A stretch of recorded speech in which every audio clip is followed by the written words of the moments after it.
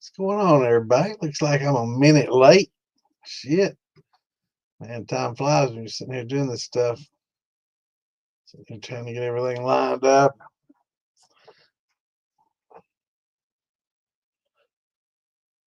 Waiting on it to... There we go. Gotta copy my links, share them. Y'all know the drill. And I said every week, I'm going to try to find out if there's an easier way to do this. Gotta be.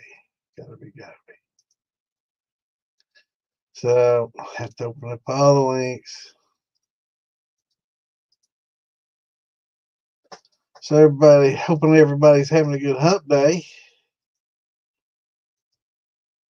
I managed to score some a good deal on some watermelon, so looks like my watermelon brandy will be happening soon.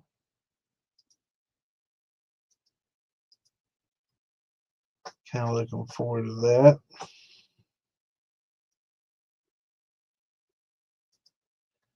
We've got a little competition at Farm to Bottle this year, and I hope to win that thing. So let's see here. Oh, Rumble is having issues. Imagine that.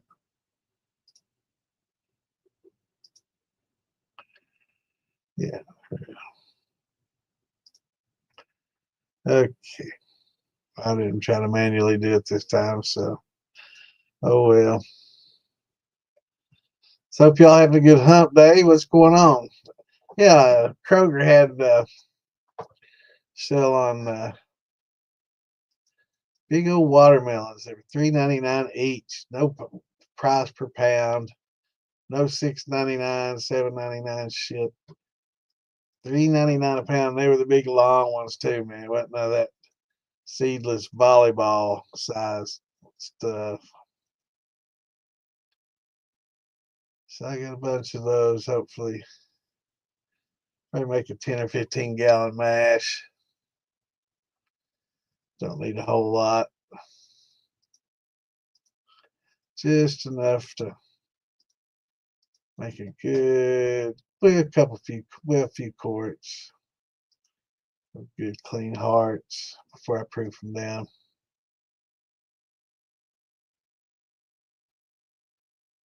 Get back gallon and a half.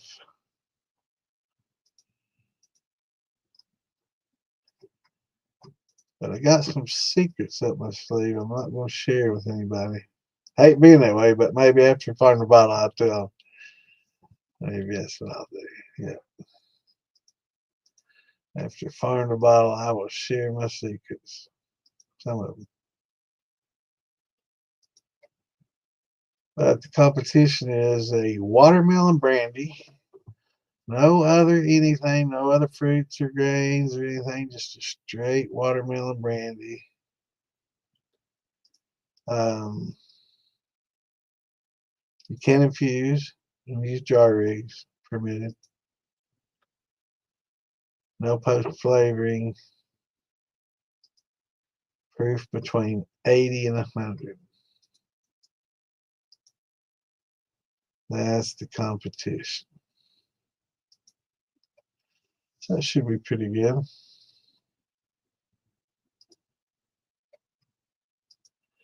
For those that haven't done watermelon,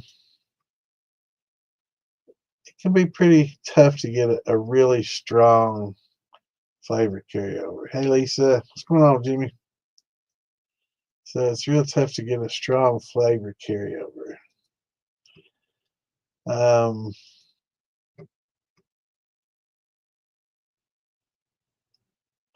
Probably a little more than a peach, but or a little more difficult than a peach. Yeah. Yeah, it's got a very delicate flavor. It's all water. There's so much water in it, and it's not a lot of sugar. I think like the chart said 7 grams, so it's kind of in the middle of the chart. Let's see if I can find that chart. Take a little pause here. Let's see.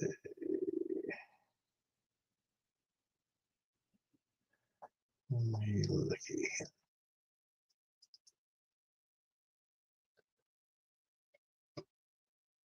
I also say every week that I'm gonna organize these better and put everything in one spot.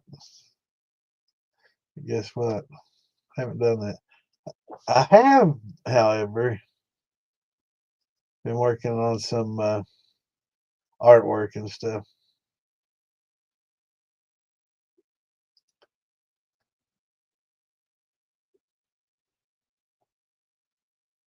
Got some pretty cool stuff in the works. Everybody sees them, they're gonna be blown away. Here we go. That's the chart I was looking for. Yeah, watermelon's not 7, it's 9 grams. I was thinking 7, it's 9. Not bad. But yeah, around the middle of the chart, about half as much as grapes and twice as much as a lime, I guess. Or 10 times more than a lime. 9 grams. Still watery though. Very watery.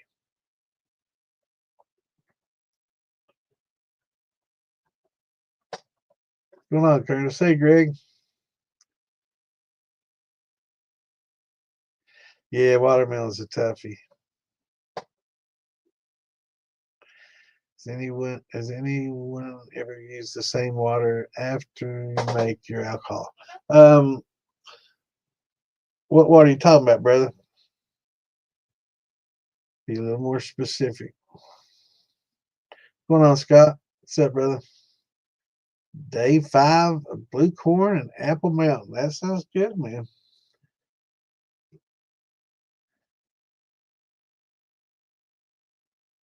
Jimmy, are you talking about what's left in the still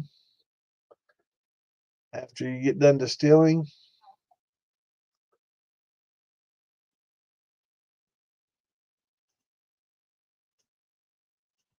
Awesome, Greg. So, did you run it?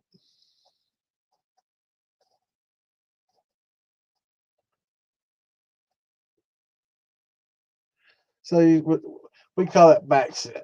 Okay, Jimmy. Um, so backset, yes, there's a lot more in there than just water, though. Unless you proofed your liquor down. Now, if you like ran some liquor and you had, say, 160 proof, and you dumped 50% water on top of it to take it down to 80, and then ran that. Um, if you're talking about the water that's left over after you run, I'm not sure how far you ran. Um,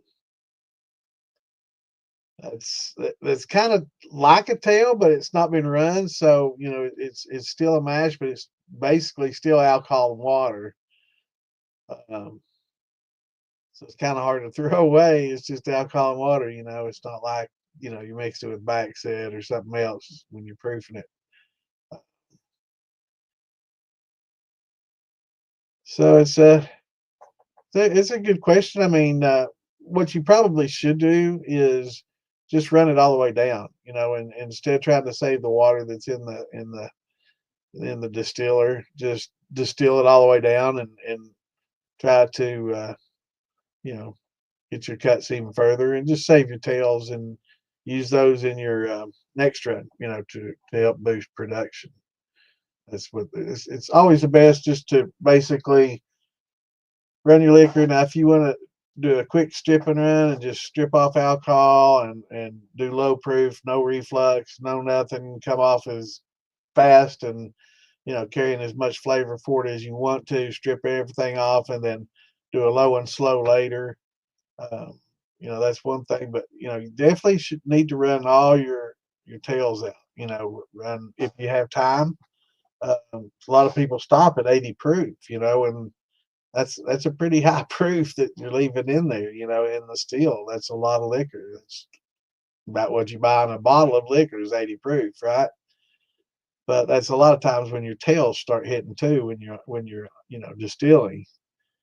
But that those tails there's a lot of ethanol in there, and it's the fusel oils and the ethanol are pretty easily separated on subsequent distillations if you want to carry them forward, and probably a little easier to distill those flavors out than like an acetone, like in your heads. Um, so this is your first time distilling. Um, awesome. Well, congratulations on your first run. Um, no, what was your mash? Is this a sugar shine Jimmy or what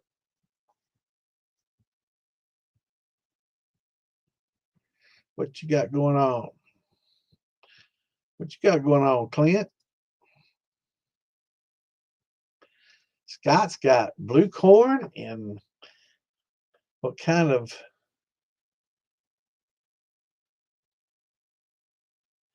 when I first saw that I could have sworn he said a mountain brandy. Wait a minute. No, that was Scott Bryant. Okay, I'm not losing my fucking mind. And I was about to say I could have sworn to God that you just said it was blue corn and apples, and now I'm seeing freaking white corn. Wait a minute, I'm tripping here. All right. Then I see Scott. Two Scots. Y'all fuck with me today. This is Wednesday. Don't do this to me. That's funny as shit. I could have sworn I saw, man. Scott said he's making blue corn and apple brandy. Now all of a sudden, how did it change? I mean, all right. So blue corn, everybody loving the blue corn, man. I'm telling you, probably be a good thing to plant this year. That's awesome, Marcia. People do what they got to do, make ends meet and stretch that dollar out. And it's a fun hobby too. I get a lot of enjoyment out of it. Okay, so you used corn mash. So, are you wanting to do sour mash? Maybe is this something that you're talking about when you're talking about using your back set?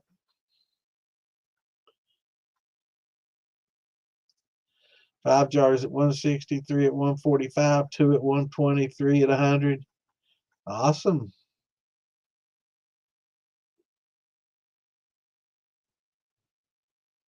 That sounds good, man. So, did you get some creamy notes from the lacto?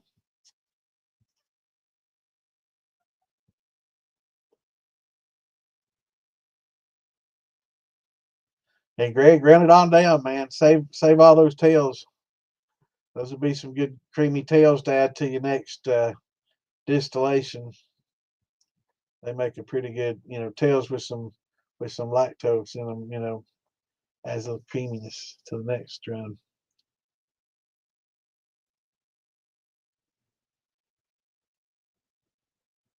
Yes, sir. Is it too late to plant? I was thinking it's about plant time here. I guess up north they're not even planting it yet. Got a little shorter growing season up there.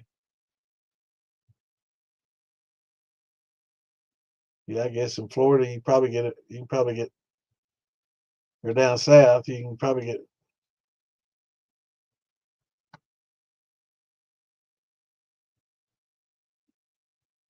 a lot bigger plants, or maybe even 2 seasons. Can they go 2 seasons in the south?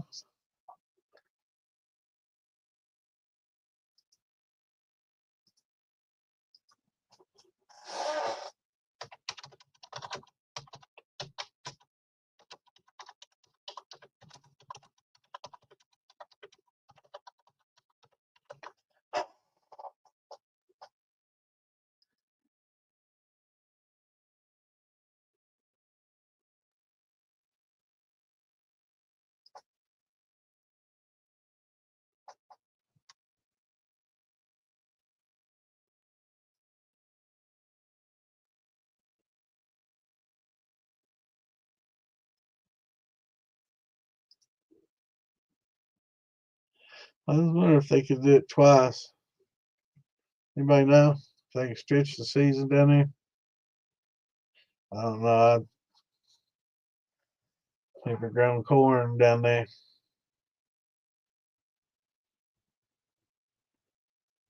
Yeah, I know. It's the same way up here, man.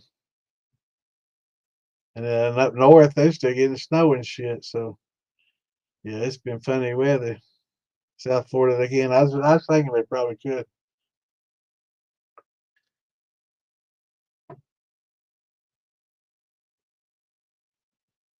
Yeah, yeah. I was thinking they could get two seasons in Florida. If the conditions were right. I know up here it's most people ain't planted yet. It's been so wet. You get a lot of water, a lot of rain. I don't know if people saw. I posted a picture showing the weather patterns, how tornadoes since January 1st till now, and 25 tornado warnings, and it showed a red spot for each of them. And let me finish sharing my links, and then I'll show you a picture of it. I was talking about just a few weeks ago. It's funny that they did that. About a month or two ago, I was talking about how I was watching a news thing, weather, and they were talking about how the tornado alley and the weather was shifting kind of east, and was showing some of the data from the past few years and stuff. And this was before a lot of this tornadoes and stuff happened. This was like probably February or March of this year. Actually, it's talking about last year and predicted this year. So sure enough, we got some really, really bad, well, really bad tornadoes come through here between London, Kentucky, and Somerset. It's pretty bad.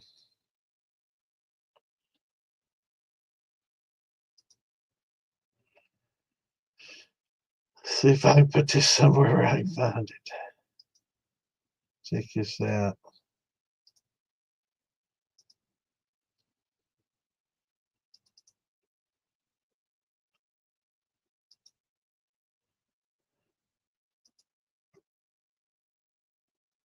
I don't know. Oops.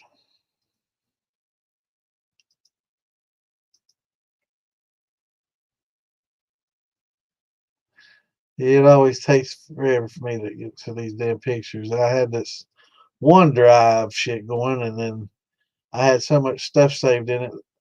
Microsoft was wanting to charge me money to store it there, so I'm like, fuck that. So I moved everything, and boy, as soon as I did that, it made things really difficult. They did on purpose. But I'm too damn stubborn. I ain't gonna change it back. So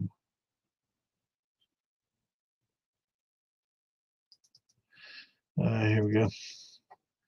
Check this out. So usually, here's Oklahoma, Nebraska. Usually this is the tornado, out the tornado alley. But look how it shifted into, northern Arkansas, Kentucky, Tennessee, and Alabama. Look at that. Louisiana, Missouri. Just look at that. You can't even see Missouri, man.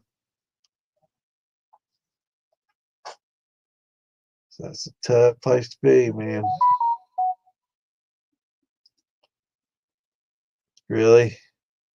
Yeah, it's crazy, man. It was really cold here just a few days ago. It was like 60 degrees, 57 degrees. It's like that's a lot colder than usual. A lot of times by now it's in the last, decade, it's been traditionally warmer by now with all the global warming we're having.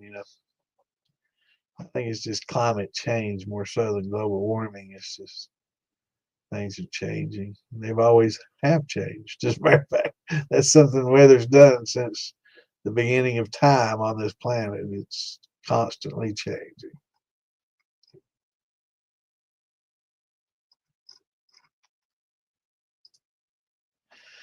I Washington. I bought a steel from Copper Steel Co., but I need hands-on training. Does anyone know where I can get this sort of thing?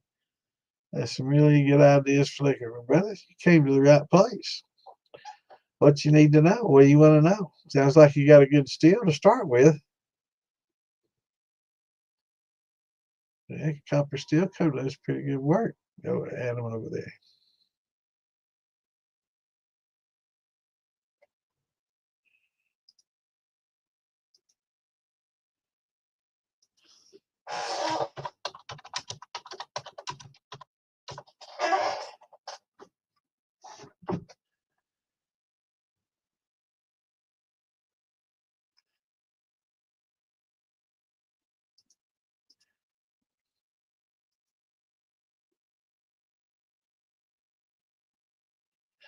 Well, I'm glad you're here too, brother.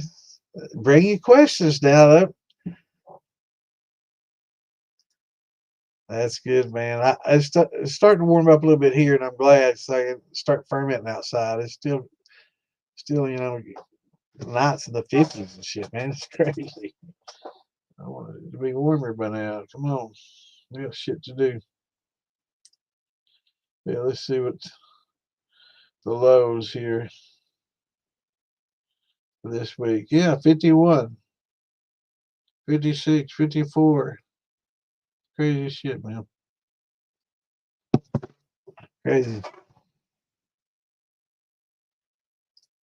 Just got a cheap 3-pot steel from Bever, and I do not know a thing. Well, brother, we can get you going here. Yeah, we can get you started on a recipe. Yeah, it's been rainy here, man. It's pretty shitty here too, and I guess you probably a little bit cooler and just as rainy up there. But Dennis, you and Buddy sounds like you in the about the same boat, so you came to the right place. So we're gonna, talk about each of your steels. You both have pretty, in each end of the spectrum on steels, but we can get you both going just the same. Now on your 3-pot, there are some changes that you're going to make. I wish you'd have found me before you bought it. Uh, yeah, it's hot and hotter, huh? It's, it could be worse. Could be freezing. I'd rather deal with heat than cold. But some things on your 3-pot steel, the Bever is the best thing is you got a great deal. Hopefully um, you got it at retail or less. They sell pretty inexpensively, so I hope you didn't pay too much for it. I hope you got a good deal for it. They can make good liquor. They can be made to work fine. Um, the only problem with the 3-pot is, well, there's a few issues that you've got to look at. First and foremost, being the size of the condenser. That's the copper coil. Um, How many gallons? How many gallons is your beverage? 8 gallon. Okay. So 85 for yeah, I mean, you can't beat that. It's a good deal. To get started, it's fine. Um, 8 gallons is decent. I'm glad it's eight and not a 2 gallon or something like that, uh, or a five. At least eight. You'll get a jar or two out of it, and it'll be kind of rewarding. You'll get a little bit, and you get your feet wet. But first things first, the condenser and the way they have things plumbed. A lot of them have that condenser sitting right on top of the steel, and that's a pretty hot spot to have a condenser. So, and it's dripping pretty close to your pot too when you have it up there that close. So both things are kind of an issue. Um, are you very handy with? Hey Lisa, how you doing? Are you very handy with copper? Have you ever done any soldering or any plumbing work or anything like that, or pretty handy?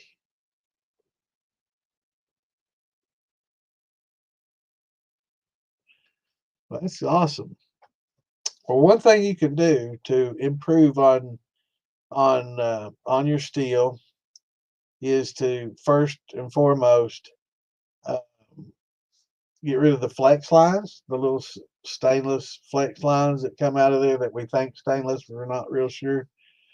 Um, and probably go with a 3/4 or a 5/8 or something like that.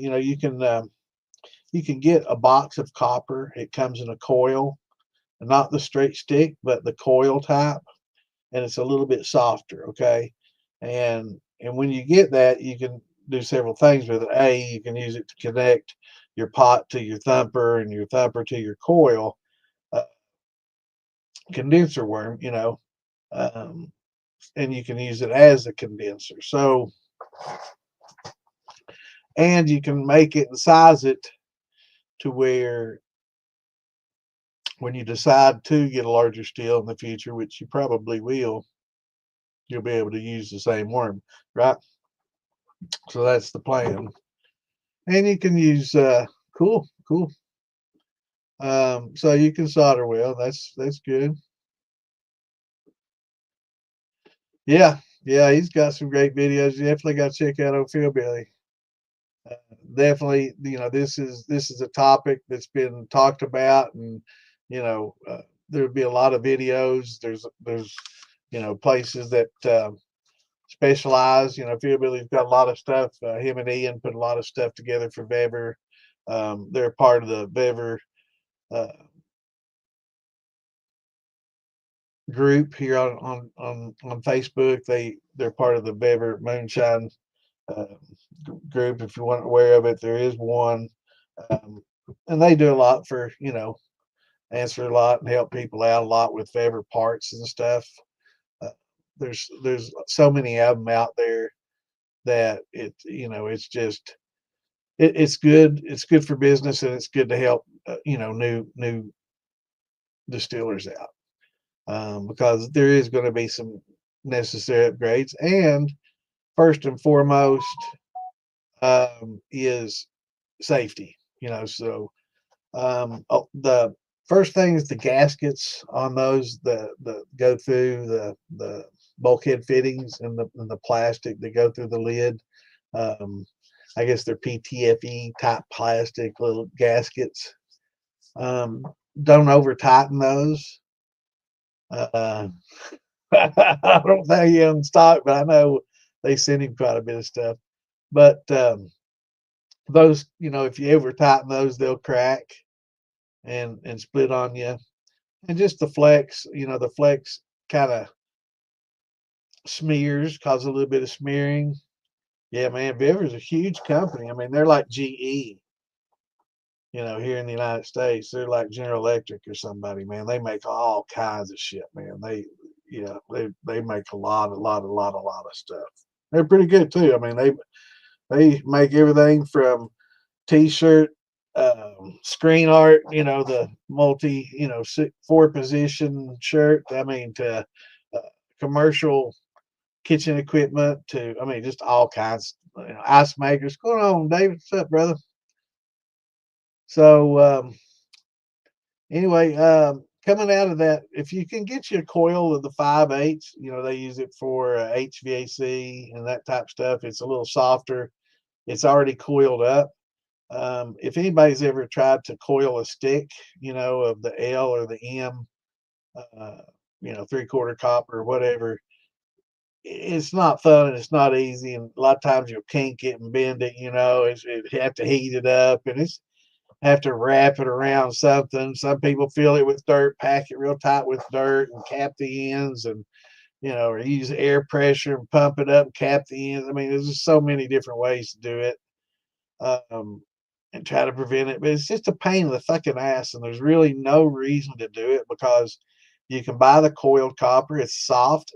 If you it's too soft, it's a little bit burnt. No, it's perfect. It's so easy to shape into your coils. You just tighten them up a little bit to be gentle with it, But yeah, man, they I would recommend getting the 15 or the 18 and a half because you're going to get hooked on the hobby. So if 85 for the 8, it's about a good price, but you can get like the twice as big, 18 and a half or 15, I think, or like 175, $180. And I think the 18 and a half ones are like 220, maybe something like that, 230. You can probably get them on sale, on holidays and Black Friday. You can get a special deal on them. I know actually at one time Home Depot was selling the 18 and a half gallon football steels for 150 freaking dollars. Believe that shit. About a year and a half ago. I was gonna I was gonna get another one just because it's so damn cheap. And I should have brought about 10 of them. I could have made $50 pop on them. But yeah, if you can get the football steel, it'll save you a little time and trouble of having to rework this plumbing. And it has an inch and a half, actually a 2.5 inch ferrule on it. But they're like $230 for the 18 and a half. And if you just want to drop $75 just to get in the hobby, and all's not lost. With that 8 gallon you know pot will eventually become a thumper. Once you get a bigger steel or start using a um, keg, which is another route you can go. Just use a beer keg, clean it out, and use a beer keg. Did that for many years. Yes, the soft copper tubing. Uh,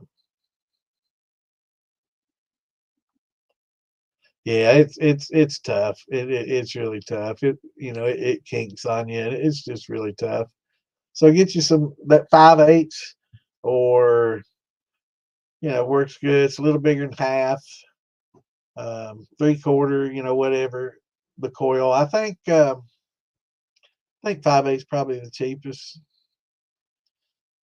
and does fine, and is large enough for. But like in a 5 gallon bucket, you can use what 10 to 15 feet, uh, coiled up in a 5 gallon bucket. Get a little bit bigger one.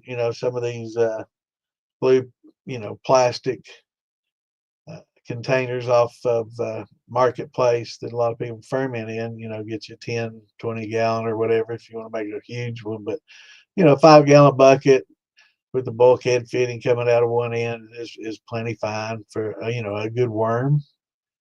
But in the meantime, um, going with a bulkhead fitting, or increasing the size of the hole in the actual lid, you'll get a little better flow. Yeah, that's a good deal, man. Yeah, I like the little football steels. What size ferrule do you have on yours, Rick? Is it an inch and a half, or 2 or 2.5? I know the 18 and a half and the 15 have a 2.5 inch ferrule on the top of the lid. I'm just curious what size the 8 gallon has on the lid, the tri clamp size. But yeah, the large ones have a 2.5, and then you can get a little reducer down to 2, but you can use a 2 inch sanitary spool and tri clamps, and those really turn out quickly and produce pretty good quality. Thing about when you're using a boiler, a lot of people don't realize when you use a small diameter pipe coming out of your steel, you're kind of building up pressure in your steel, okay? And as you build up pressure in your steel, the temperature increases, right? So it's harder to regulate temperature and keep it a constant, because you've got that pressure building up, and with increased pressure it increases your temperature, and sometimes can get a little bit warmer than you want it to be. Um,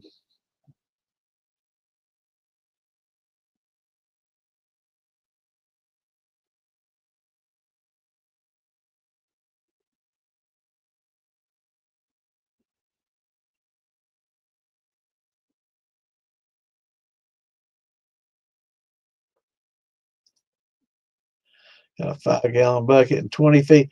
I don't know if 20, yeah, 20 feet. I think 10 to 15 is going to be max, and 15 may be have a coil coming out of the top. but I'm not sure how tight 20 foot would be, if it fit in there or not.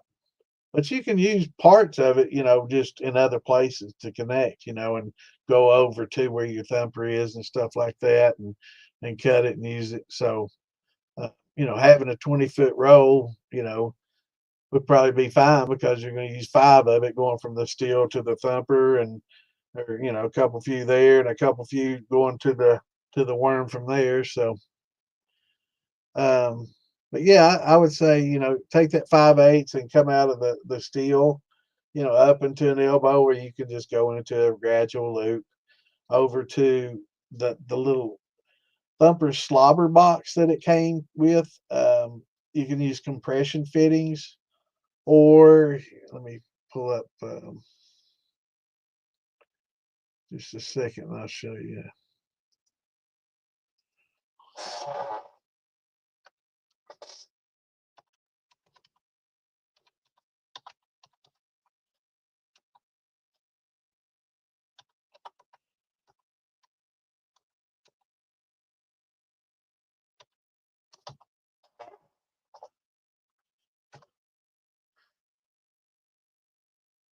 Okay.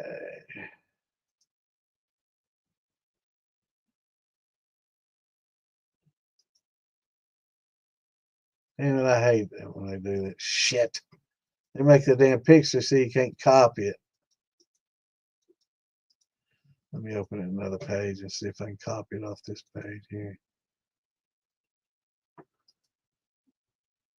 Yeah. Let's see, I'll just say right there. But just one memento. Okay, right here, so you have a sanitary fitting here. See, that uses the tri-clamp and then goes into an MPT. So you can, attach your copper tubing with sanitary, and start getting ready to use these, because this is where you want to end up in the future. You're going to want to end up using um, stainless, probably 2-inch stainless sanitary tubing.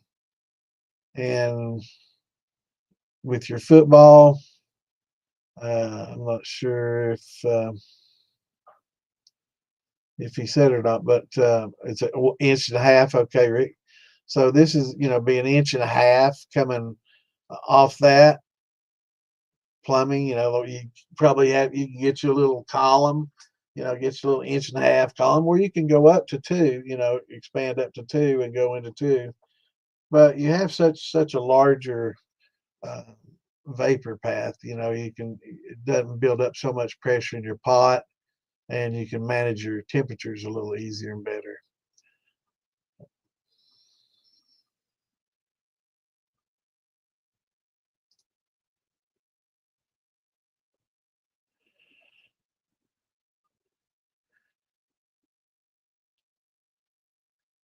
Yeah, that sounds awesome, man.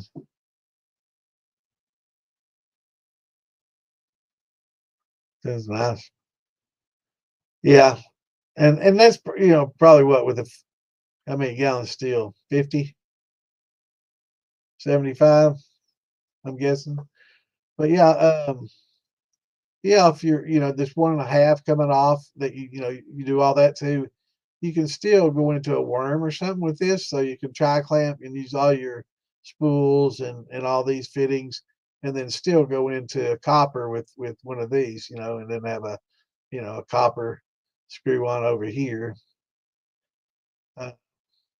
That'll match up to your sanitary spools. But that's on the football type steels. Now on your 3-pot, yeah, you're just going to have to basically use bulkhead fittings, or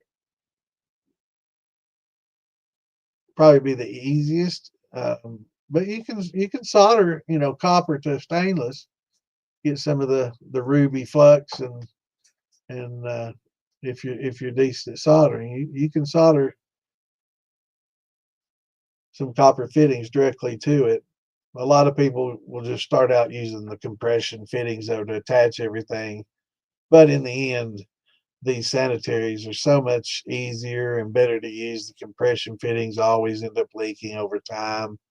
And with these, all you have to do is just change a simple gasket and use a tri clamp, and it's so much better. But for now, just get that copper basically come out of your boiler with a 5/8, arch over into your slobber box. Now, that's the little pot that has two holes in it in the top. Um, and it's got like a silicone tube so you can connect your little down tube. Okay. If you don't connect the down tube, it's basically just a slobber box and it's just going to catch condensated water. Um,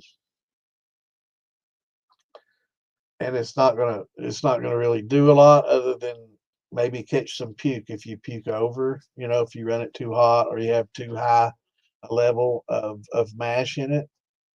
But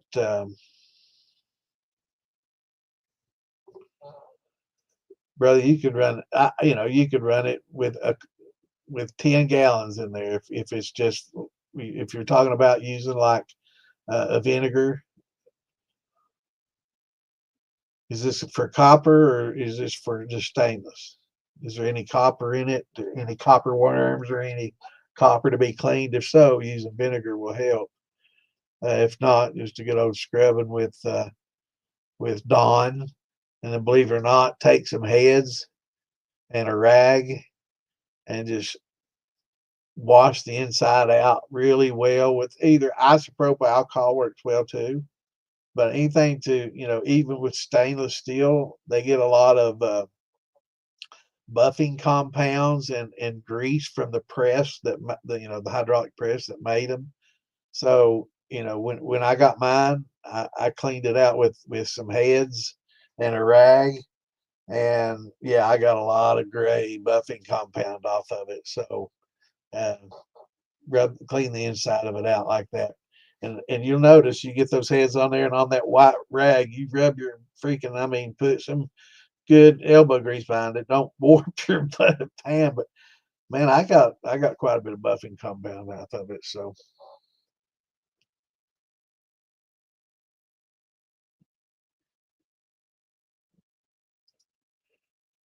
yeah, yeah, 10 in a 5 gallon bucket, and use the rest of it to connect your stuff. I mean, you might be able to get, I don't know, 15 might be pushing it. Might have to go like 13 and then have a loop coming out.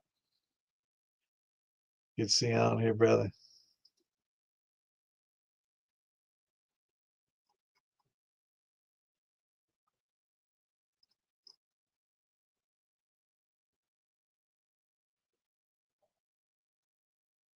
Awesome. But if you've done your vinegar run, I would just run some water through it. Yeah, just put 10 gallons. You don't have to run it all. I just put 10 gallons in there. But always remember to open up on that copper steel after you get done boiling it. Doesn't matter if you're making liquor, if you're boiling water to clean it, whatever you do, make sure that you open it up.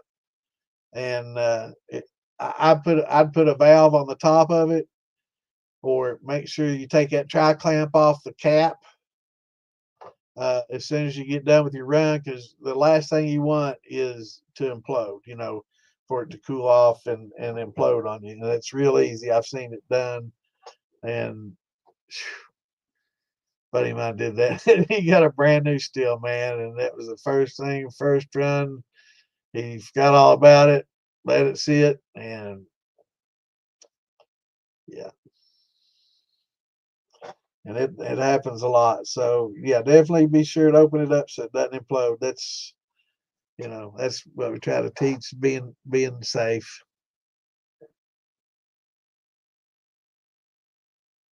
Oh yeah, yeah. You can add mesh for the sulfur.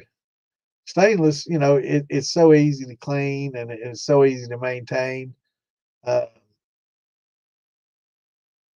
for boilers especially, that's where the future is. 100%, Clint. and a lot of people are already doing that now. I've seen some places have like a stainless steel main pot, okay, coming up, and then on the outside they've got like a copper jacket. So basically, the copper isn't coming into contact with anything except the water or the oil that they're circulating inside the jacket, right? But it looks awful nice. It looks like a big old copper steel, and that's what it's there for. So everybody thinks, "Ooh, nice copper steel," but it's jacketed, and that's just the heating. Whether it be oil or water or steam. Uh, but it looks good. But yeah, I think a lot of people are going to stainless for the ease of cleaning. But I mean, you can't beat a copper steel if you don't mind the maintenance. It's definitely one of the best ways to go for sure. But with the mesh, the copper mesh and everything that we can use these days, and it's definitely the way to go. And tri clamps is definitely so far superior to compression fittings. Or the difference between compression fittings and pasting is the difference between compression fittings and the tri clamps. So yeah, yeah, it's definitely the way to go.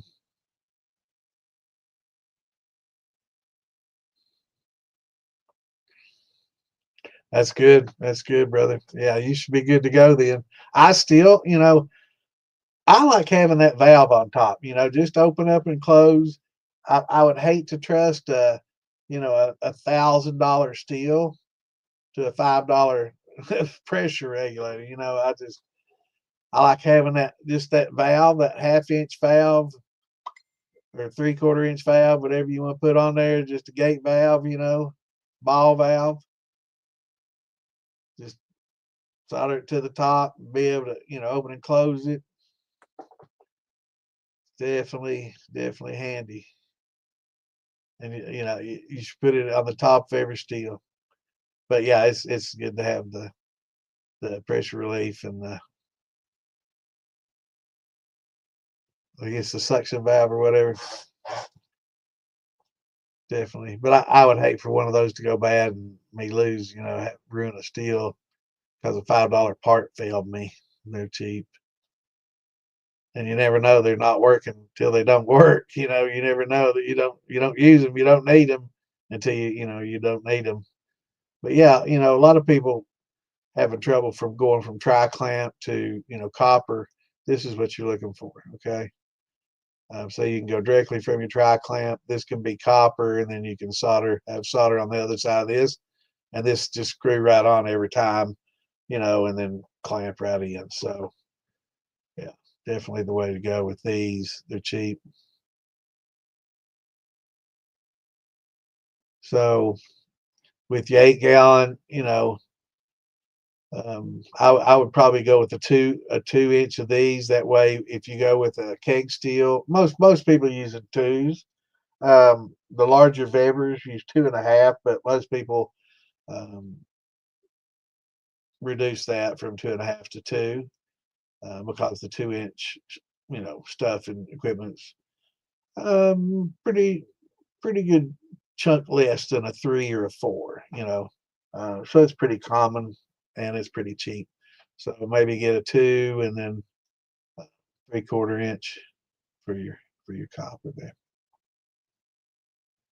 And then you can build your worm and your bucket and use a 5 gallon bucket, 10 to 12, 13, foot of copper, and then going in like we were talking about, going into your little, they call it a slobber box. It's undersized as well for what you have. That's the drawbacks on the Weber. But I mean, you got a good 8 gallon pot for $75, and it's got the lid, it's got the gaskets, it's got hole, it's got the fittings ready.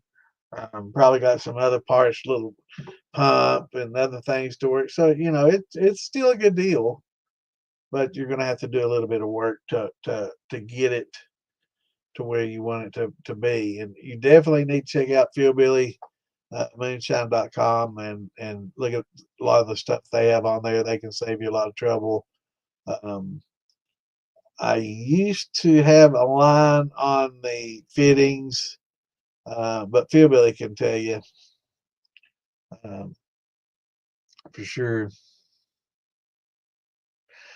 Yeah, you got to put a magnet on it. When you buy it from Amazon and stuff, a lot of people say 100% pure copper, and it's not, and it's bad. So you definitely don't want the copper coated metal. Um, uh, the mesh. Um, so, and that may not be what Clem's talking about after I read that, but yeah, when you get your copper mesh that you're going to put.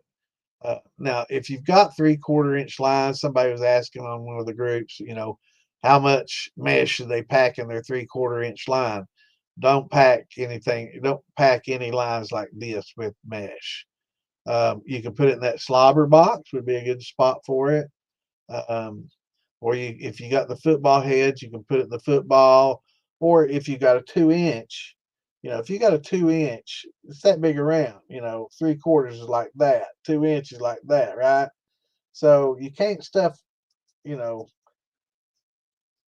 can't stuff that mesh down in that smaller diameter because we established, you've already got issues with pressure, right?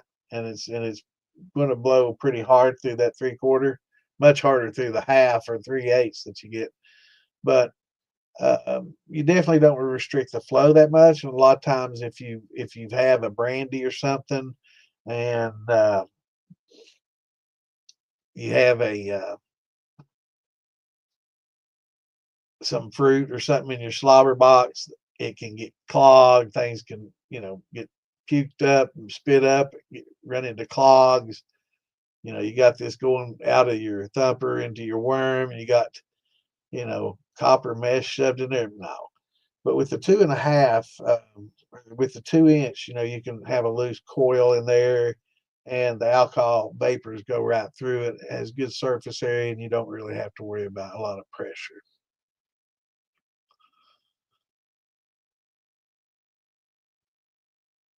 Yeah, yeah, I definitely, yeah, hell no. Yeah, and I just like having just the old ball valve, fail safe, boom, open that thing up right if you get done running, open it up. Just even if you got a little gas coming off, just make sure it's vented in your well vented area. But yeah. But anyway, so you got your 5/8 coming off and going over to compression fittings in the middle, and then fitting on each piece. And then they can just join there in the middle, and then that way, if you don't want to put in the slobber box, you can go directly to the worm, from the same height into the bucket. So I would definitely recommend doing that and just basically throwing you can get by if you just have to do it, wanting to do a run and curious. Yeah, you can get by with it the way it is. Just like I say, don't over tighten them, or those gaskets are going to break. Um, and get your mash started. Your first mash can be just basically a cornmeal, a sugar, and warm water and some yeast. Um, or you can try to gelatinize some corn and use some malted grains and amylase and go all out and try to do an all grain or something like that for your first. Or you can just do a simple sugar shine. Um, but all of them, is I would recommend just doing the old cornmeal and pound of cornmeal, a pound of sugar, and a gallon of water. The old 1-1-1. You get you some bread yeast and do your first fermentation with that.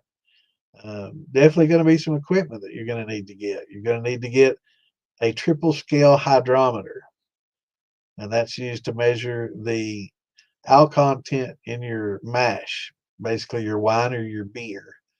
So it's called a triple scale. And you'll definitely need that hydrometer to measure the amounts of sugars present in your mashes, okay? So it's a must-have. I mean, you don't have it. The old timers did get by without it, but for the $8 they cost, and should buy two. I think they're like 12, 13, maybe for two, 15 for two. So get two because they're really thin glass and they're going to break. But those are very important. Also, a proofing hydrometer, which is a different hydrometer. This tells you the proof of alcohol, 1 to 100%. And that will, help you proof your liquor down later. If you want to proof it to an exact number or things of that nature. So, a couple of essential things and a little graduated cylinder. You can get the silicone ones or the glass ones. Silicone works fine. The alcohol doesn't dissolve it, and they're cheap. Glass are a little more pricey, but real nice because they're glass and they're clean, and you don't have to worry about plastics if you're into the microplastic things. But 5/8 for worm. What would be a good size tie clamp for that? A 2-inch. I would just go with the 2. That way, with that fitting I was showing right here. Yeah, I just go to this as the 2, and then in 5/8. This is a 3/4, but they make this in a 5/8 just the same, Or you could get a 3/4 to 5/8, inch uh, reducer. But if you got a 2, I think would be best just to get the 2, because that way, if you ever do decide to go with a keg, boom, 2 inch. That's what's on a keg. So, and if you do the Vever thing, you can reduce to 2 inch from the 15 or the 18s, or go from 1.5 inches up to 2 if you got the 8s. So you're saying that the 8s have 1.5 inches on it.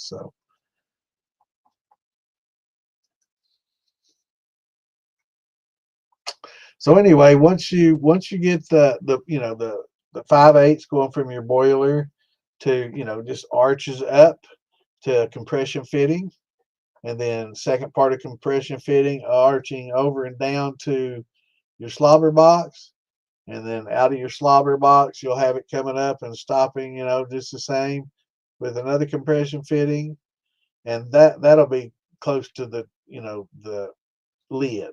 So one goes down at about half inch from the bottom of the slobber box, right? And then the output will come from the lid, and they go out halfway up, compression fitting halfway up down into your worm. Okay, and that way you can take that slobber box out of the middle, slide the worm over, and just go straight from steel to worm if you want to, do it that way, and you don't want to run your thumper.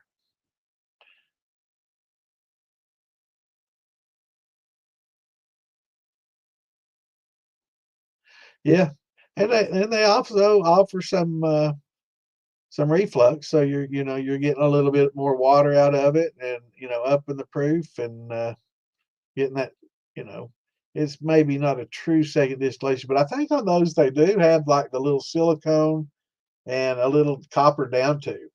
So you can use it as a slobber box or as a little thumper. But slobber boxes are fine to use for, especially if you worry about puking. And those flat lid pots do have a tendency to puke if you put too much in it. It's kind of easy to overdo. And everybody wants to get as much as they can out of there, so they always push it until they puke, and then they realize, I can't do that anymore. Because if you've just boiled water, I mean, if you just go out and just throw a pot of water on, cook some spaghetti or something, and heat it up, it's gonna foam up, right? I mean, just plain fucking water foaming up. Imagine what beer's gonna do, right? Or wine that's heavily carbonated. That shit foams up a lot, man. So you can degas, and that helps a little bit on the foaming and puking. You can throw butter in there, or you can put some vegetable oil in there. but do be aware that might affect the flavors of things a little bit. So something to think about.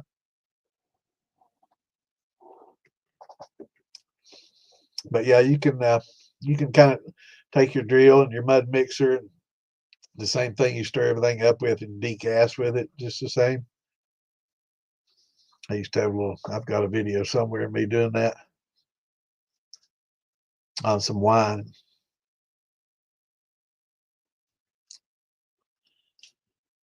Yeah, I just use two. That way everything's just two, brother. And there's a lot of, I'm sure Phil Billy and a few other people out there have some nice little 2-inch columns, stainless columns that you can put right on your keg and go into your, use like that to go into your worm.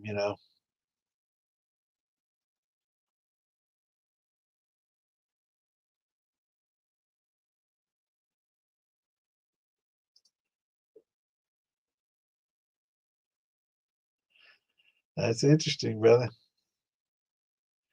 Well, putting an egg in there, it makes sense, unless it was a bad egg that was going to float. Then you give, I guess, get a false rating. But yeah, it's pretty interesting. And that's all they're doing basically is just measuring the density of the water.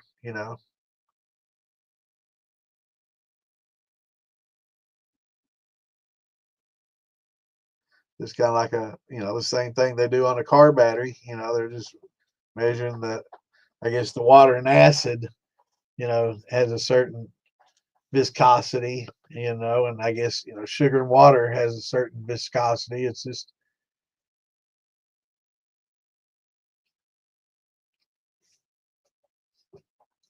pretty interesting. I've never heard that, but that's pretty interesting.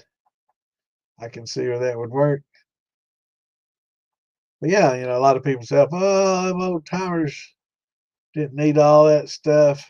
I guarantee you, if you'd have showed us a hydrometer that had measured the sugar and it cost, the equivalent of $8 then, probably a couple few dollars, we would have had one. Bet your ass. And everybody, oh, they don't need science. It's like reading a thermometer. It's not like, doing calculus. So, I mean, it's just actually the hardest part is getting the damn numbers to face you when you're trying to read it. It's like the numbers always know what side you're on because you can turn the jar around and the numbers just always seem to point away from you. It's crazy how that works. I keep saying I'm gonna make a hydrometer or the proofing one especially. I'm gonna make one with numbers on three sides. No matter which way it's going, you can read it. But yeah, it's like the numbers are on one side. And you're always kind of trying to, look around and see I don't know, maybe your eyes have some kind of gravitational force that just turns it around. But it's like every time you turn the jar around and you try to move over here and always moving, man. It's like crazy. So once you get your keg, once you get your beverage still set up,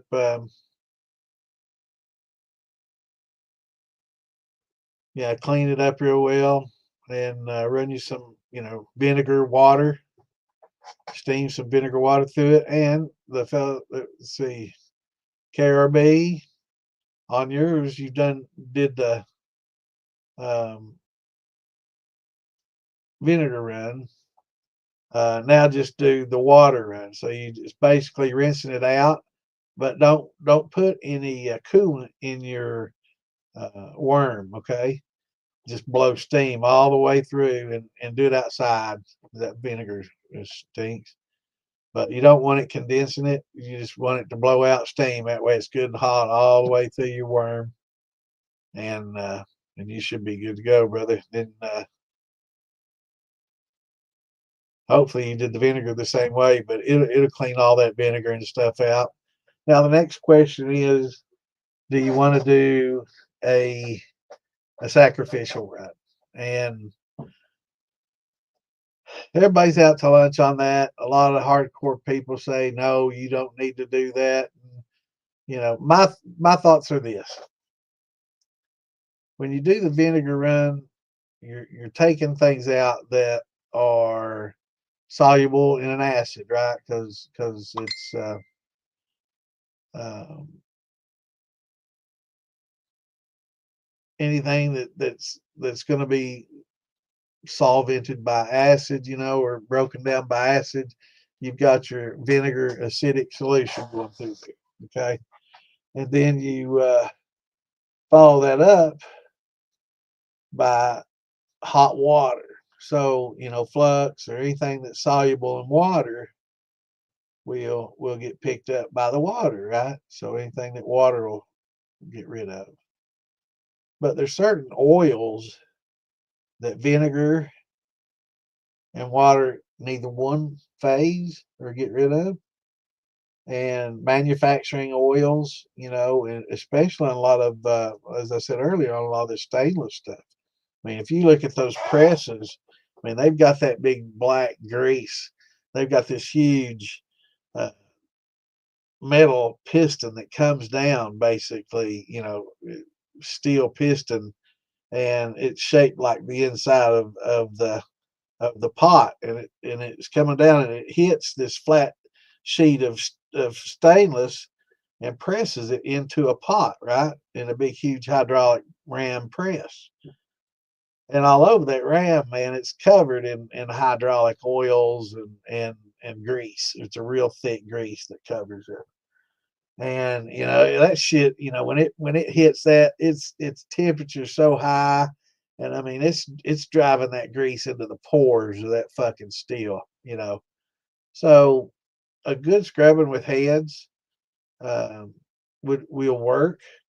But if you're in a copper steel, if you want to make that sacrificial run and get the going along with what I'm saying, you know, alcohol, that's another solvent. So some things are only soluble in alcohol, right? And those oils, if the Dawn doesn't get them, um, those oils and greases are something that alcohol will cut. I will say, man, I took that white cloth and I used heads, and you can use isopropyl alcohol. I mean, oh, it'll kill you. You put it on your cuts, okay? So, and it evaporates, so it's not. Uh, but if you don't have enough head save, you can use isopropyl. You know, just clean it out after. It's not, yeah, it's not like that. But to get the buffing compounds, you know, once they do get them out, sometimes they buff them. And they use these buffing compounds and polish to get them shiny, right? So, you know, to get all that buffing compound out and all that, a good elbow grease with alcohol definitely helps. And then if you have a copper pot, like KR does, KRB, um, you know, a sacrificial run, you know, you can come up with a good cheap sugar wash, you know, it don't have to be something special or anything like that. Just get your feet wet. One thing I do like about it, you can practice cuts. You can have heads and alcohol to clean with. This is something that you're not going to want to drink, right? Sacrificial. But also you're checking for leaks, right? You're checking your system. You're seeing what temperature, and you're feeling things. And if you have thermometers on there, you're seeing what temperature they read when things are going to start happening. You know, a lot of people uh, are under the false impression that at 100 degrees, or I'm sorry, 173.2 degrees, just a degree above the boiling point of ethanol, right? Everything's just going to start cooking off.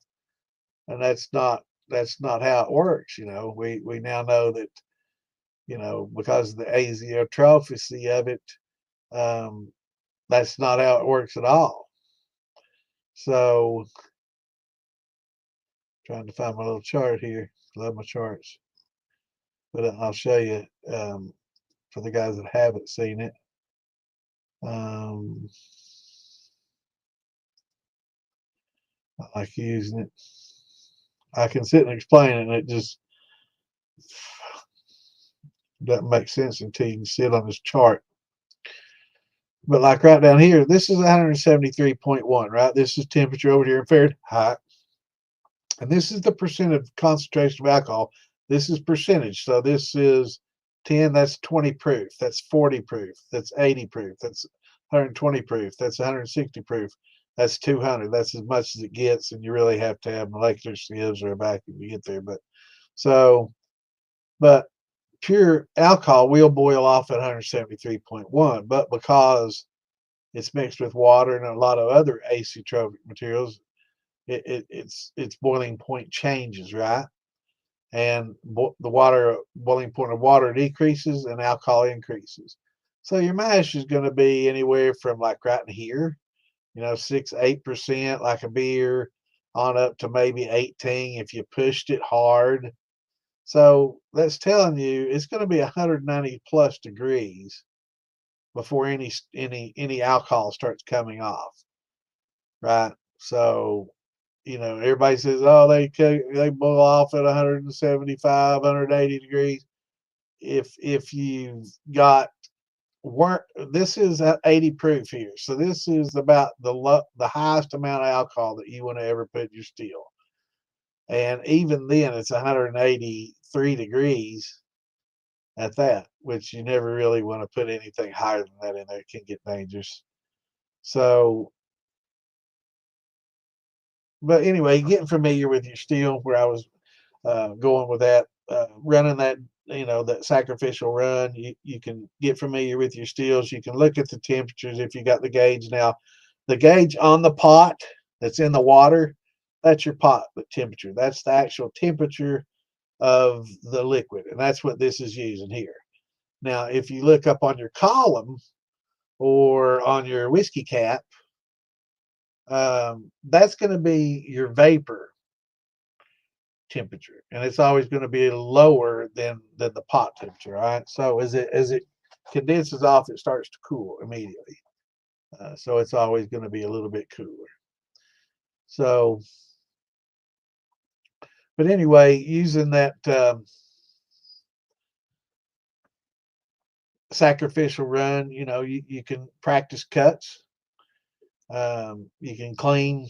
You can also have alcohol to save. You can save all that alcohol, and you can use it for cleaning. Great for countertops. You probably, I mean, I use heads on these Kleenexes to keep my glasses clean. They're great for that. Put a couple drops of blue food coloring in there. Put it in a spray bottle. That way you don't forget and then try to drink it. But once you see it's blue, it's something that even when it comes off a copper steel like that blue, anytime you see blue, nope, or green, nope.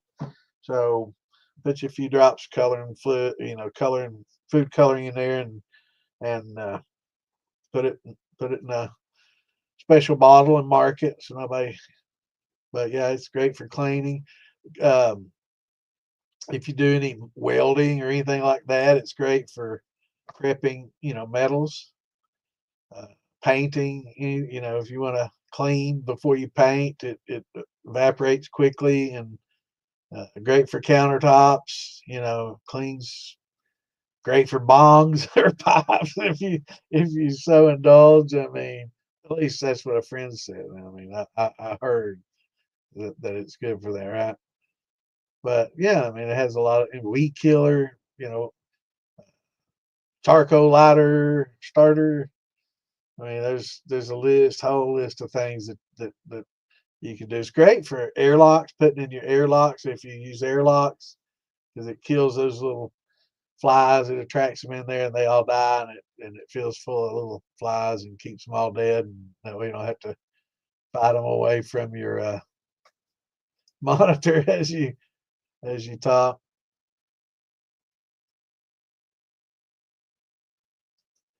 But it's definitely good to keep. Don't hit that link. I don't know why these people do that every week. Let me jump over and see if I can take care of that.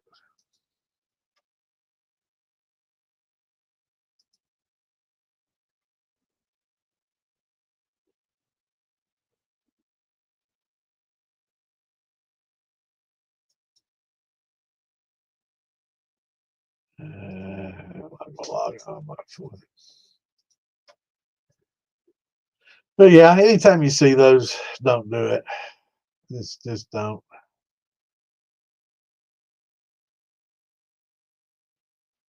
Don't ever fall for those things. Nothing ever good came from it, ever. Uh, so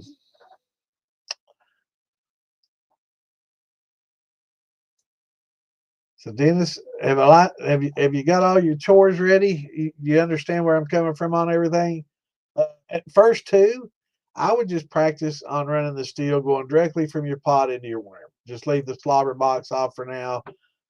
You can plumb that in later. Um, but for now, just running, straight from the pot into your worm will be just fine, especially for some brandies or whiskeys. And if you want to go a little higher proof, maybe you could rig up some kind of doubler or thumper to increase your proof a little bit. But if you have any questions on what you need to do, if you're still unsure, ask away, brother. Ask away. There was somebody else, Jimmy, I think.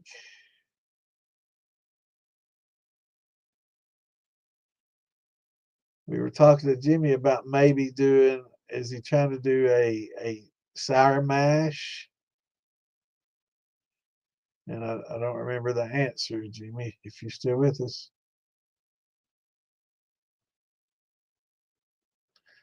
All right.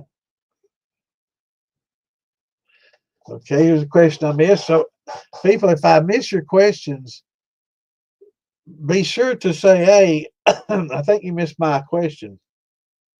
But I'm never going to skip over anybody. And if I do, it's because I go back and forth a lot because I get a little bit behind and I have a question and then I scroll forward to get an answer. And then, I'm kind of bouncing back and forth. And I try to stay up, but it's hard to. Uh, so if I do, if you want to copy and paste it, you can, or you can say, did you see my question or something like that? I promise not to get mad or mean. So I got 2-inch bubble plates. Awesome. 4 plates. Put a deflegmator in line next. Put a column packed with copper mesh next to my condenser. Did you go wrong? I was taking off 190 proof, but temp control was a bitch. Um, if you're shooting for a neutral spirit in a vodka, you didn't do a thing wrong, brother. I mean, that's to get that 190, it easy, but it's technically where you need to get to technically be a vodka.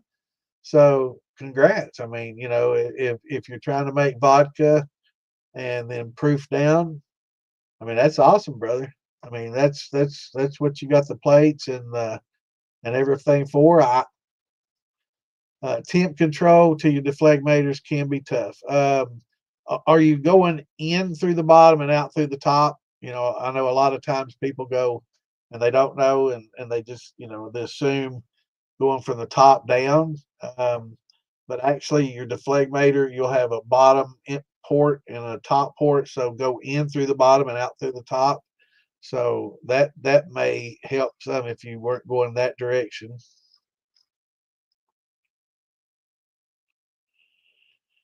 Absolutely, brother. Yeah. Yeah, they have a lot of good uses for sure.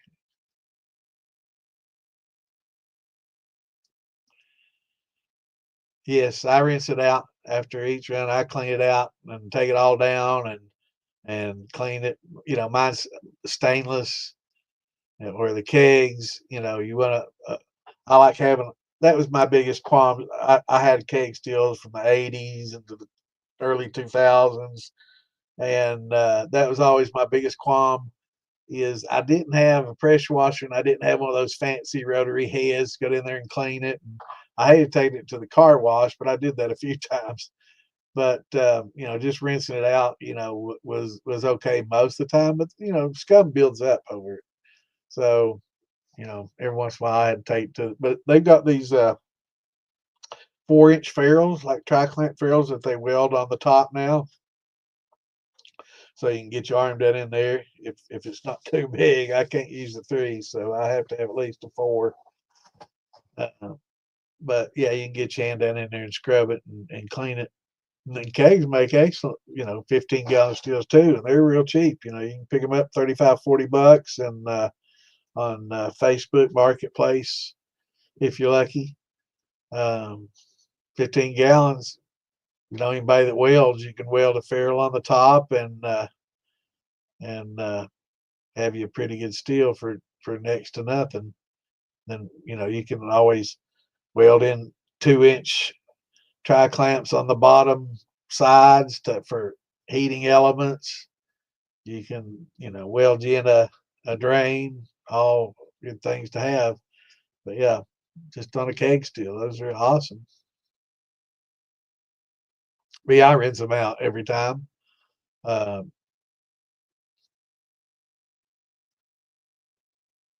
but I'll put a little, since it's a stainless and I can take the lid off. I'll go ahead and clean it every time with a little Dawn dishwashing liquid. Um, but yeah, you definitely want to, especially if you're in a copper steel, you don't want that back set. It's pretty acidic, so you don't want that back set sitting on your copper, for a day or 5. So don't be lazy. As soon as that thing temperature drops to a, a, a point where you can pick it up and tilt it and dump it, or if it's got a drain on it, drain it out, get it drained and rinsed out. Uh, that way you don't have a lot of acidic, backwash sitting in there or backings.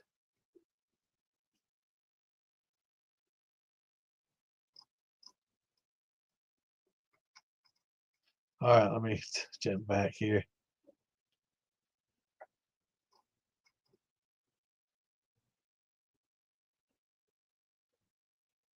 Yeah, they do. Yeah. And GE does it. And there's several others that do it too. There's a lot of companies out there that don't make everything they put their name on.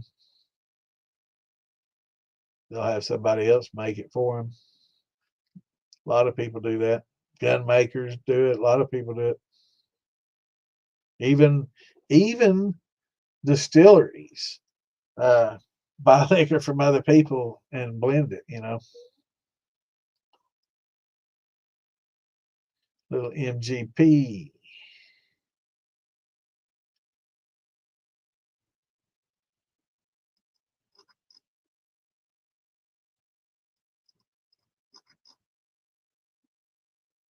So I'm bouncing back and forth and I'm trying to find the damn question where I was.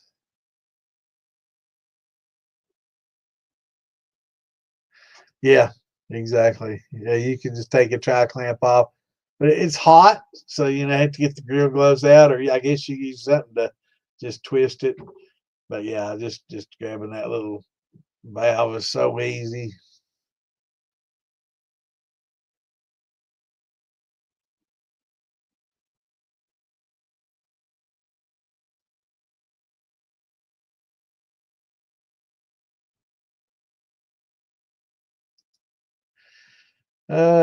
Depends on the type of steel and the mash you run, but on a typical pot steel with a thumper, how much eggs do you think you'll typically get before running into the hearts? I know you're talking about heart heads and 4 shots. You're probably going to get about 30%. Generally, let's see a little chart. Let's see here. Okay, so this is a typical uh, run, except what they didn't illustrate here. There should be a little bit of red in every jar going all the way across. Maybe a little bit more here, but less here, less until over here it's just a few drops. But there's still going to be some red over here. The way this looks, it's the 4 shots are gone. after this when they're not. So those four shots will carry over, but they just keep getting less and less and less and less and less till it's just a few dots. The same with the heads. Those will carry all the way across too, but in a reducing amount. Some people say there's more heads than the tails, but I've not seen any scientific data on that. And I'm gonna have to see something scientific, but I've heard it and I've heard people talking about it, but I'm just interested in seeing. But anyway, so here's you get about 30%, 40%, 30%, right? Or 33, 33, 33. It looks like 1, 2, 3, 4, 5, 6 jars here. 1, 2, 3, 4, 5, 6, 7 jars here. 1, 2, 3, 4, 5, back to 6. So, yeah, maybe 30, 40, 30, you know. But you really need to tune yourself to get this cut here. Now, one thing I will say, we talk about throwing the heads away. And when I start talking about high hearts and low heads, I'm talking about around jar 6 and 7. Um, jar 7 is, a jar that some people will keep, uh, but not with their hearts, but they'll keep it and mix it with the tails because you can see you've got quite a bit of recoverable ethanol in here, right? It's just got a little bit of this headsy, acetone flavor in it. It's not good for your main blend and proof unless it's got some interesting esters, which is possible. But chances are it's got a little acetone. It's not really that good, but it's not real headsy, right? And it's kind of iffy. So putting that out, and maybe even a jar 6, pulling those two and putting them with the tails from here to here, you know, might be good for another run. But anything from here over, I pitch it. It's a metal cleaner, cleaner, grass killer, you know. But this is just a general guide. It varies. I do know that brandies are going to have a little bit more heads than like a sugar shine is going to be much less heads versus a grain, be kind of in between the two. But this is and temperature wise, throw that kind of out too. I don't really like all that. If you remember earlier, I was talking about the pot and how if you have a small diameter plumbing coming out of that and how it builds pressure in that pot versus maybe a 2-inch sanitary, um, it forces you into this temperature with this chemistry, right? So, you know, that's the problems that you have, and it's hard to get a warm up period where these kind of come off early. And 185 to 90, right? We've already seen right here 185 to 90. Well, if your alcohol is 60 proof to 40 proof, that's fine. But that's wrong for here. See? So yeah, throw that out.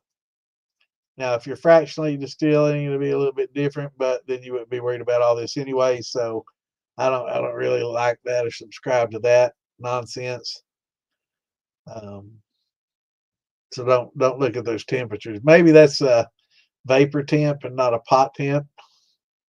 That's a distinct possibility for sure. That could be a vapor temp, but it's definitely not a pot temp. You're not getting those coming off at that pot temp unless it's high proof.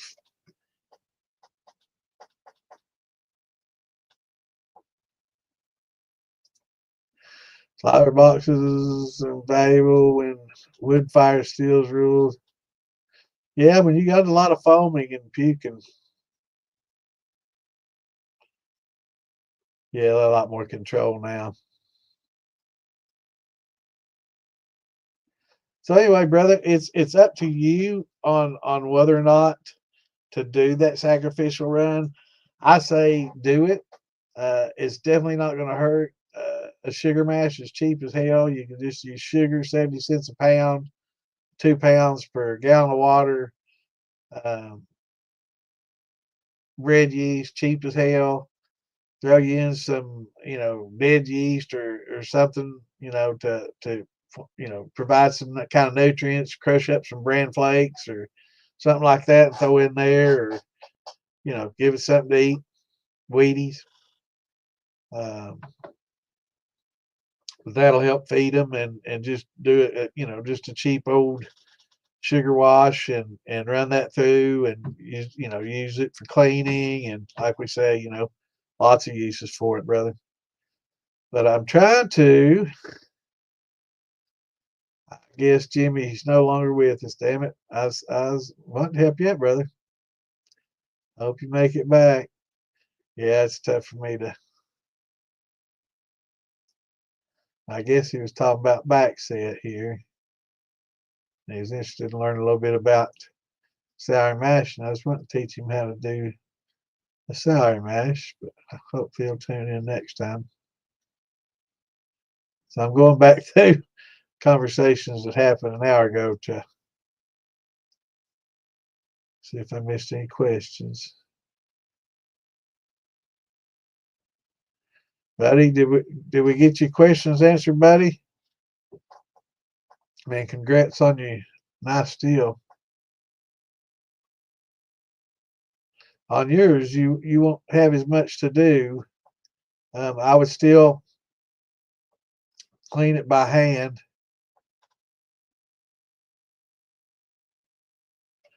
Yeah, yeah, never fool with it. Never ever. Just use it for cleaner, glass cleaner, appliance cleaner, countertop cleaner, tile cleaner, metal cleaner. It's good stuff.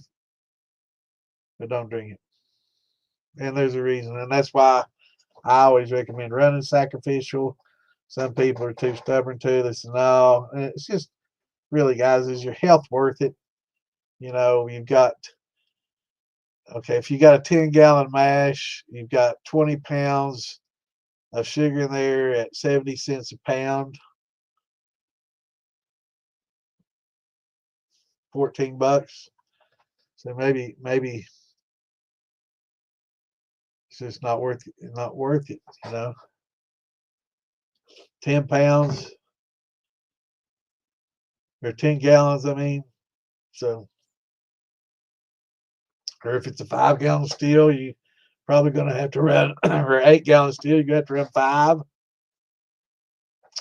So that's $3.50 worth of sugar, for 10. For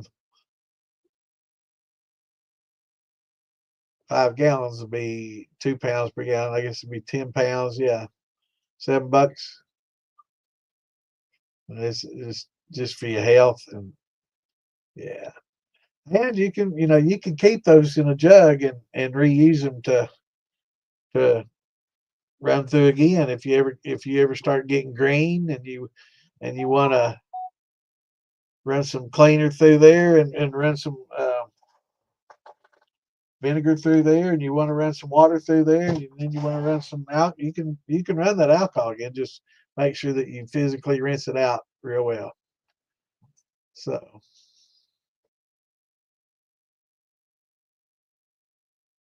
yeah, you can't. No, it's the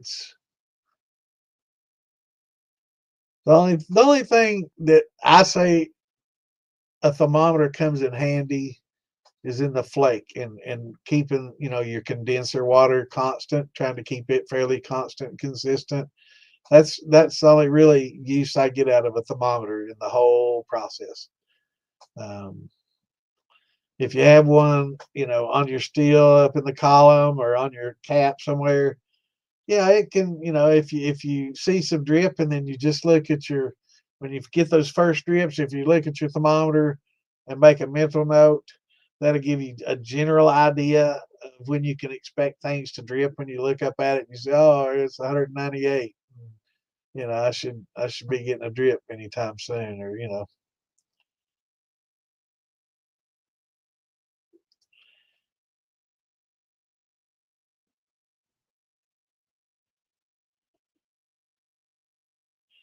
oh, it'll be fine. Fermented sugar wash over winter and had a temp and pH issues. Yeah, that's perfectly typical, and probably nutrient issues if you didn't add any nutes to it as well. Um, but yeah, yeasty smell. Run it if you got a column, and you can uh, strip some that yeasty flavor out. Uh, yeah, it should be fine. I mean, run it.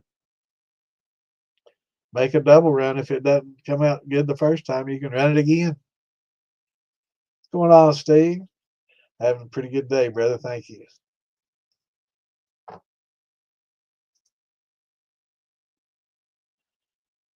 That Pat Calm is great for neutral.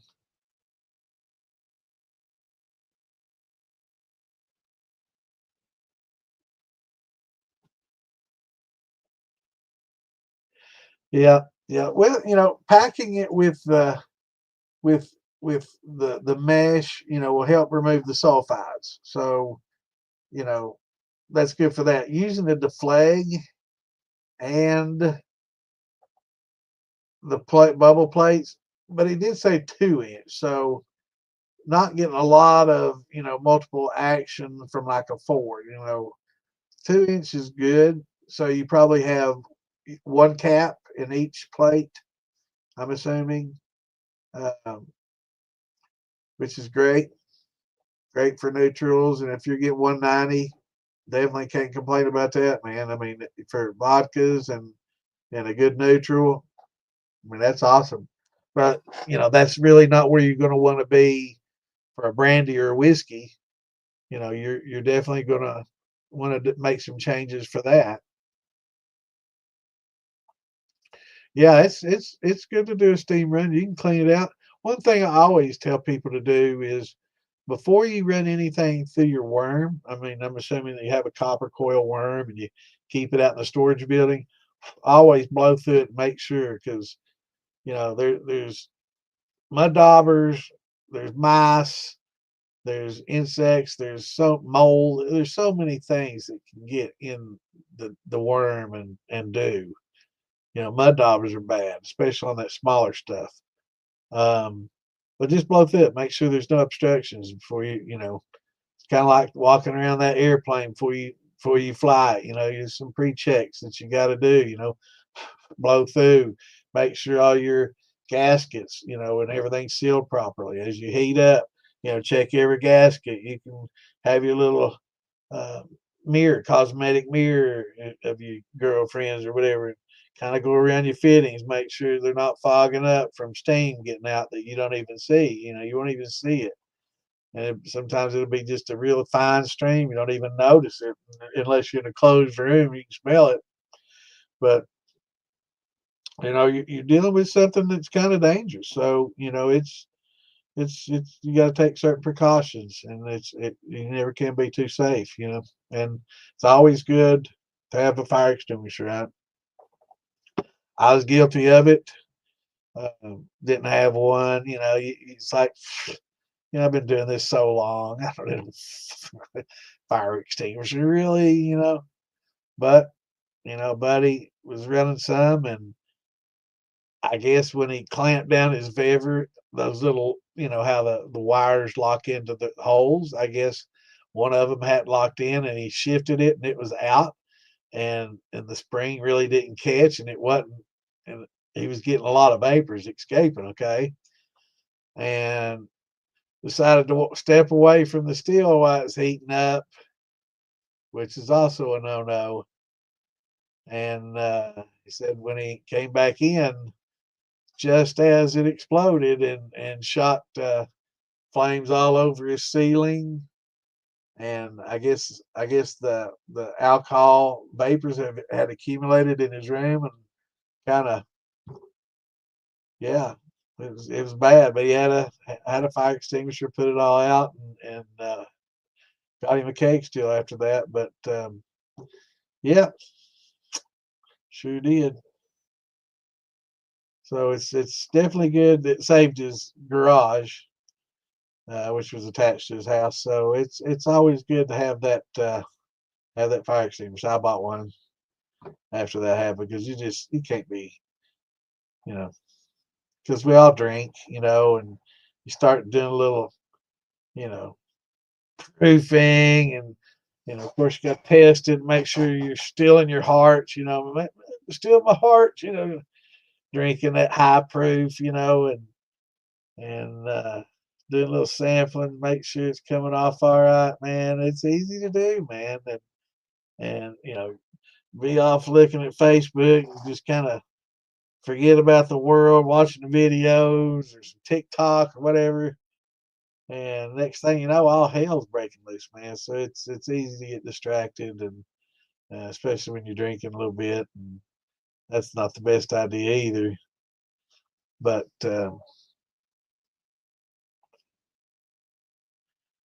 yeah, there's some esters and stuff that you can get in the heads and certain tails that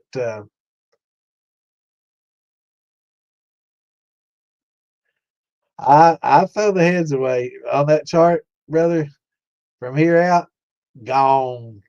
I my palate, and I guess if I kept smaller jars, maybe when and got to certain areas, or maybe if somebody made a chart of certain esters that come off certain distillations with certain yeast or something. But man, I all I taste is freaking acetone, and I can't taste any of the sweet esters, so I generally generally pitch 5 through 1.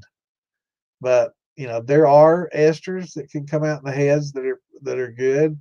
That's why I say when you're running a larger steel, um, that amount of ester increases proportionately. So if you run a small steel, it's really tough to make that cut. But if you have 100 or 200 or 500 gallon steel, um, our little shot glasses are like a quart jar to them. So it's easy for them maybe to isolate some of those uh, better flavor esters, that come off early.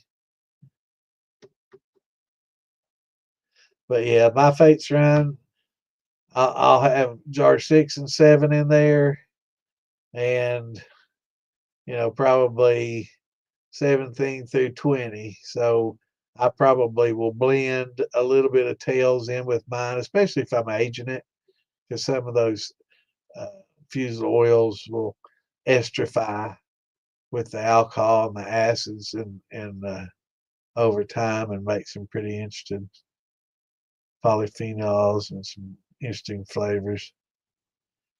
But yeah, there are esters here that for sure, Clint, that can be, and I've seen people make the cuts and do that, but I just, if you make small cuts, you can probably isolate them.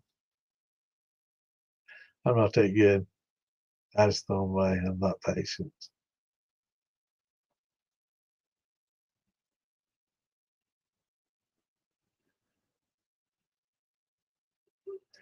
Yeah, that should be plenty, brother. I think they say 50 milliliters per gallon. So that's you're well over the 300. But that's just a general rule, Richard. Like brandies, you're going to generally want to throw 350 to 4 like you are. Whereas like a sugar wash or rums or tequilas, you won't throw as much away. You don't need to. And grain, probably a little bit less, but yeah, for a brandy for sure, they tend to have a little more heads. 7,000 feet above sea level, so I can't go by most recommendations. Yeah, that's why we say you can't go by temps. Period, Rick. So don't throw that shit out. Actually, I'm gonna get me a better I'm gonna get me a better chart that doesn't have that shit. That bothers me every time I see it. But I'm assuming that's vapor temp, has to be. But ethyl acetate, acetaldehyde, acetone. That's what you're going to get primarily. But there's some esters in there that are good.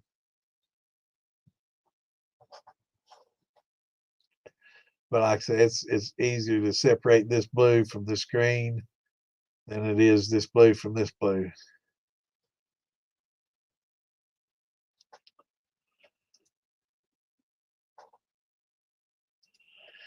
Didn't get much cheaper than bird watchers.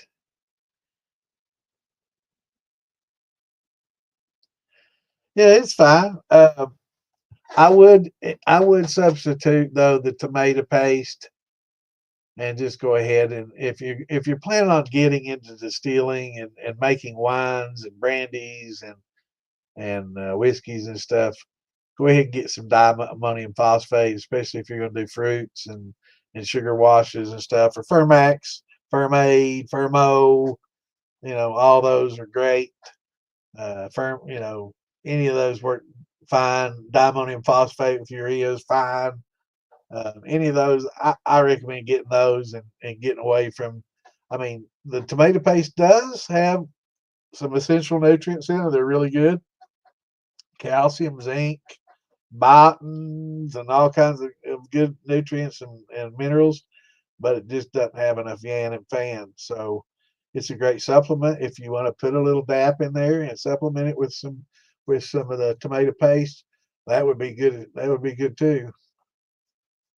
But yeah, and it's better than nothing. So if that's all you got, yeah, it's fine. But like I said, if you got some bran flakes, crunch those up, throw them in there. Those have good yan and fan. Wheaties, any kind of multi-grain cereals and stuff generally will have some malt in there, and would just be good. Flaked um, grains are pretty good for feeding yeast. So is dead yeast. So, and I think in that we've talked about that before. I think in that bird watchers, have you seen how much yeast they tell you to put in on those? It's crazy. I mean, they use a whole lot of yeast. So I'm thinking some of the nutrients to make up for what the tomato paste lacks may be um, dead yeast because they use so much. Hey, hit me up on Messengers. Got some questions. I'm learning, but doing some badass runs. Just need to know more, brother. Ask it. That's what we're here for, Derek. Ask away. I'm sorry. I'm not too far. I'm just 14 minutes away from you. That's that. But that's why we're here, brother. There's no bad questions. Everybody, we got quite a few starters on here today. You might be asking something, something that somebody else is wanting to know.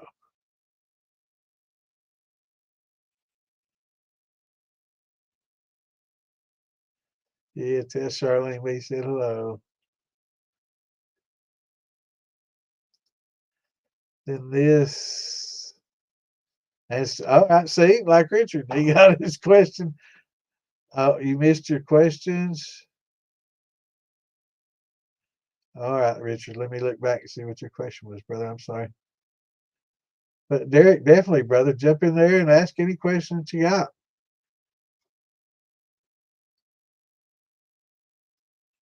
I'm scrolling back for you, man.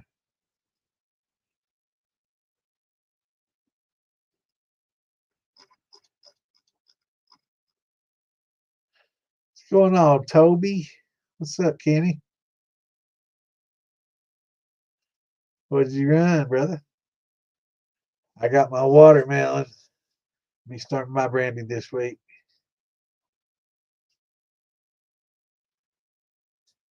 It was this morning.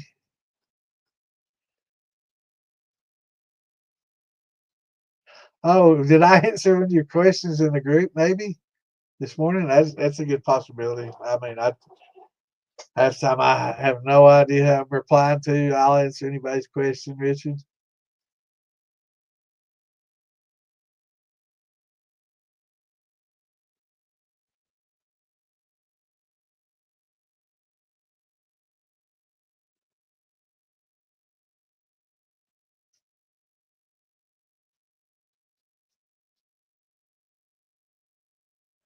But yeah, anytime you got questions, man, this is the place. Or if you're asking in the group, just type my name, tag me in it. That way, I'll be sure to see it. Oh, well, that's right. So I'm here to answer. Ask away. Yeah, I do remember that. Actually, I thought that was on Lisa's. They were commenting on Lisa's, and I thought it was mine. It just sends me a message anytime somebody asks about a Distilling 101 podcast, and I thought that was mine. It was actually one of Lisa's watchers was asking, but we'll get him taken care of one way or the other. In fact, I think I can go over here and jump in and see what the question was.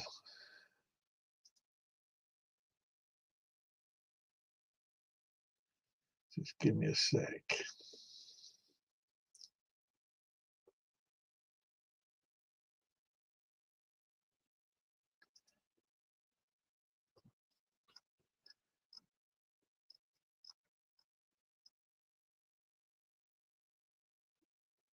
Richard, yes, there it is. Have a unit you haven't seen before. Let's see. I said hop on. Actually, I said more than that. My phone has been acting up because I've been messaging people and it only shows one reply here, but on mine, I replied and I said like 5 or 6 things on the phone, and it only shows this one. So yeah, I was asking you what kind of still it was and everything.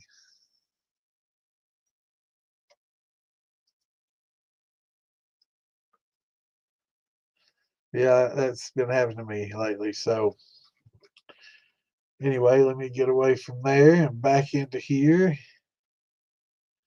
All right.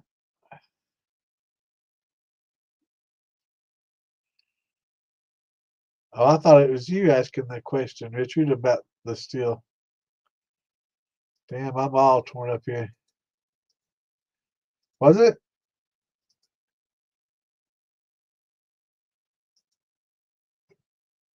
Let me go back and check. Takes me a second.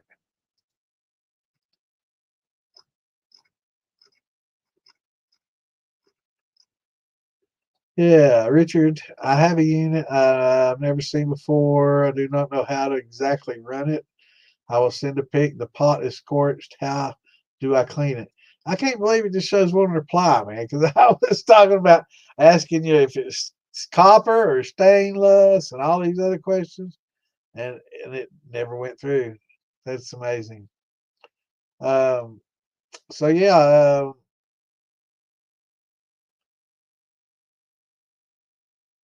well, let's establish what kind of steel it is. What does it look like? Does it look like a milk, a stainless steel milk can or keg, or is it copper?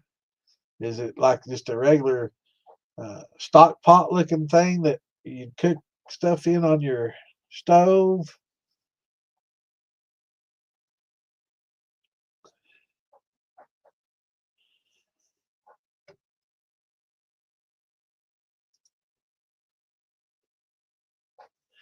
Let me know.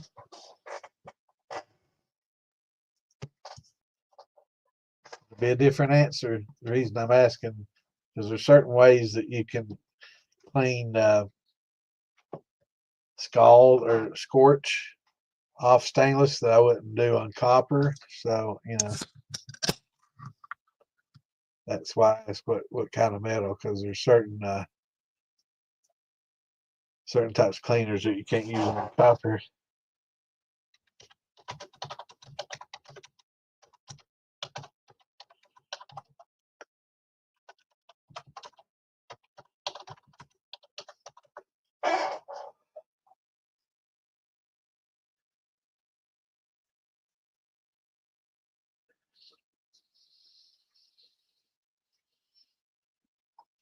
I will say that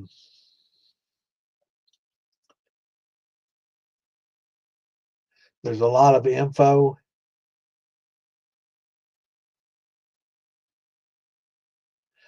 And see, like, with copper, you definitely want to use something non-abrasive, and you don't want to use something really caustic or acidic, or it's going to fuck with your copper. So, okay. It's a regular part gun on pot with a condenser on the top. Okay.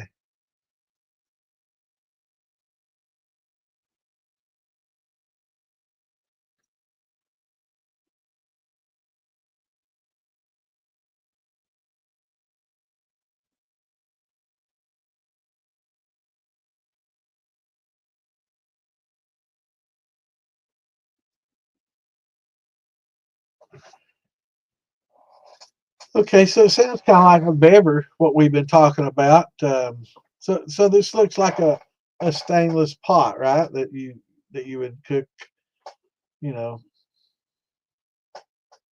pot roast in, right? Like a big boiling stainless pot with a lid, but this lid clamps down, right?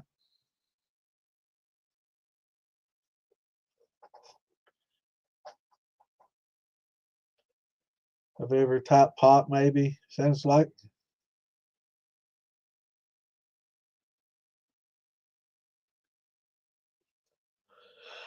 Condenser on the top is what kind of, I'm not sure, because I've seen like the what we call a milkshake still. Does it look like a blender kind of sitting on the top of your pot?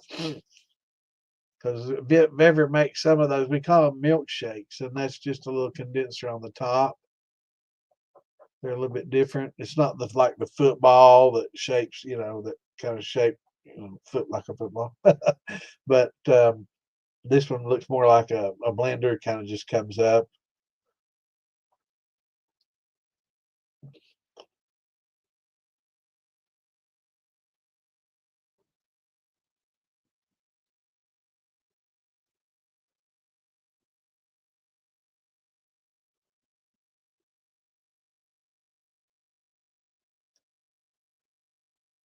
But if that's the case, not a big deal.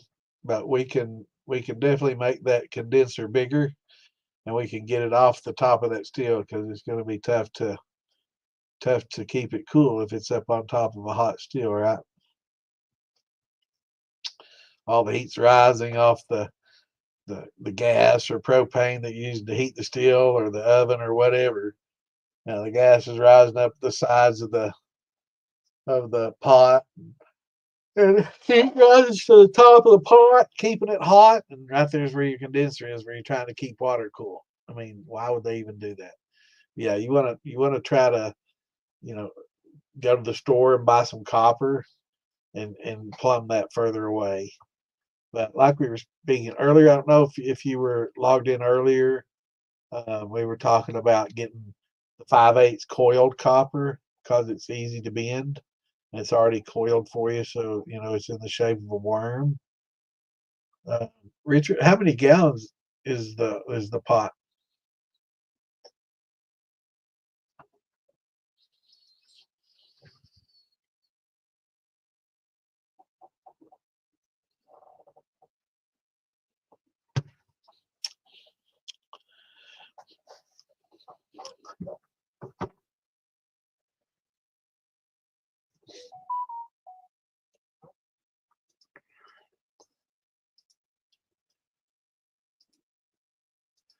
Does it say, or can you determine how many gallons just by pouring some stuff into it?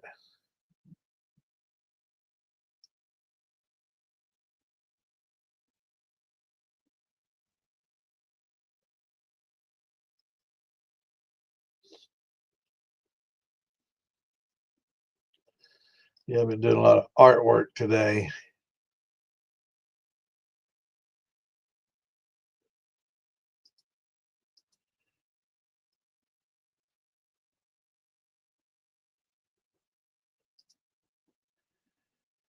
Been doing some artwork. All right, Richard, I'm waiting on you, brother. Are we talking about like a stock pot with a lid with clamps?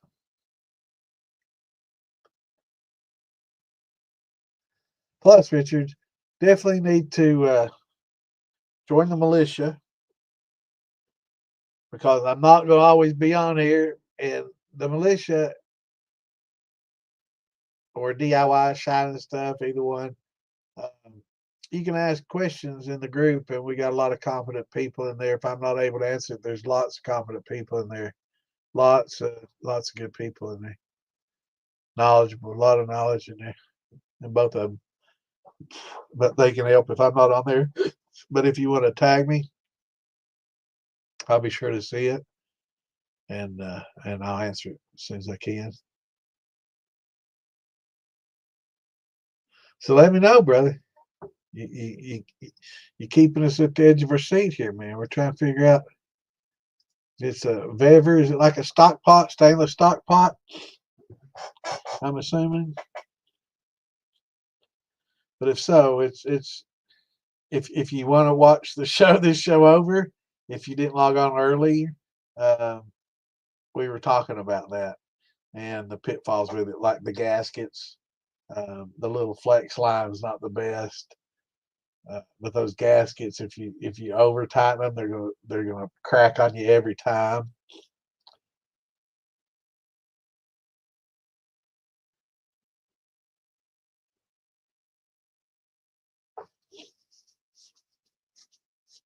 Yeah, electric's definitely the way to go.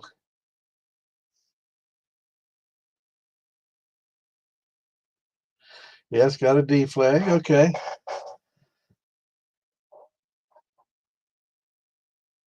Regular steel, stainless. All right, so it's got a deflagmator. That's for reflux to increase your proof. But the copper coil around the top, we definitely need to get that taken care of. I'm, I'm assuming you're talking about, is it inside of another stainless steel pot with input and output for water?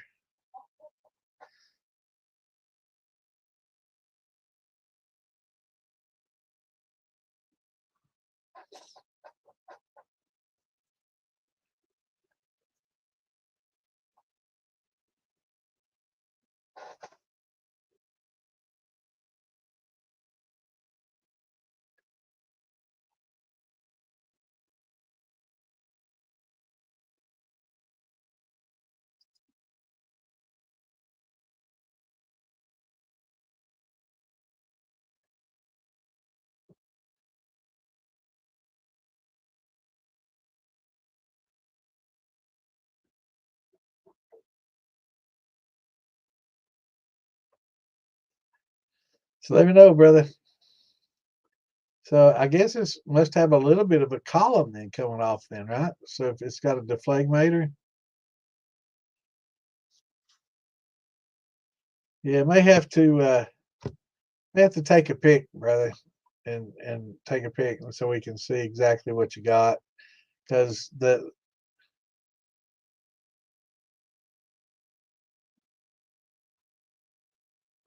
yeah, take a pic and send it to me to the Distilling 101 page, just in Messenger, and I can check it out.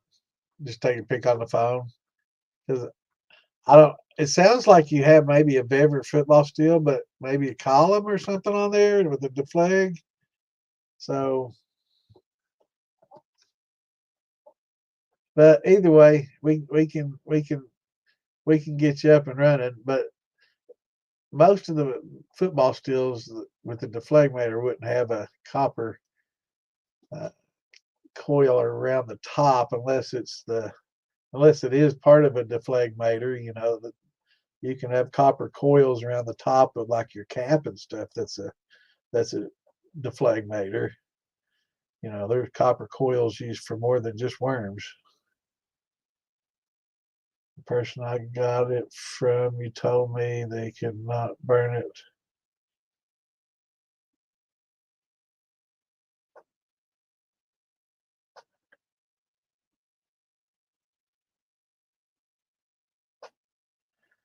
Okay, I'm confused now. The person I got it from, you told me.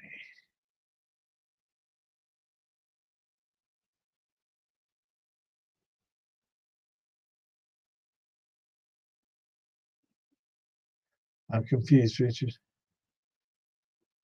Did you get it from Wayne? Are you talking about the actual deflagmators, the copper coil in the head? Did you get it from Wayne? So that's awesome, brother. All right, KRB. Thanks for tuning in, brother, man.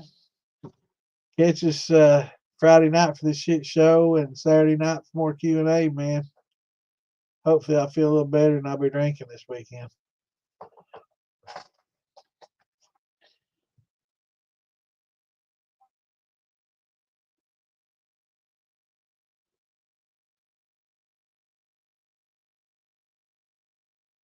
Yeah, Richard, you got me confused, brother. I definitely want to see a picture of it so I know what you're talking about now, especially if it is a deflagmator and one of Wayne's, the shocker or something.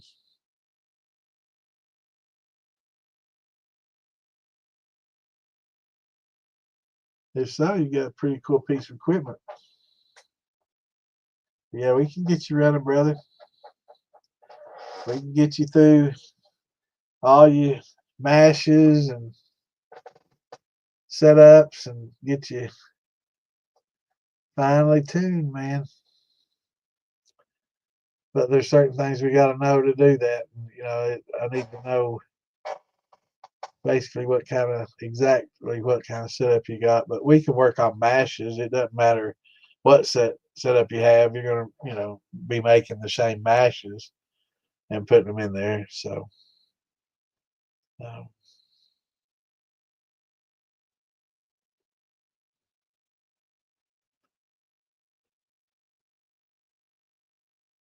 basically, just don't deflate too hard. Um, and know when to. So if you're running a whiskey or brandy, you don't really want a lot of reflex. You don't want a high proof. You want to try to come off at a lower proof and get more of those waters to carry over for you. Where the flavor is. So if you can, shoot me a picture sometime, brother, and you can send it to me, or you can send it to the Distilling 101 page. I mean, it's got a messenger on it just the same. In fact, if you can, above the podcast, wherever you're viewing it from, it should have a link at the very top of it. It should say Distilling 101 podcast page is live now or something like that. If you could click on that, you can go to the page. Of course, you better like it. You got to hit that like button. And when you see those three dots out from it, click that and click follow. But anyway, go on into that group and send me a message. If you just want to send it in there, you can send it directly to me from in there, and we'll get it answered.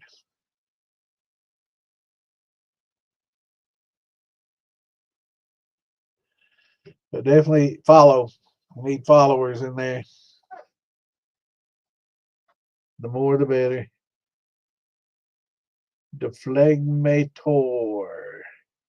Like phlegm going up and down your throat. Yeah, the deflegmator. I don't know who made that word up. Deflegmator.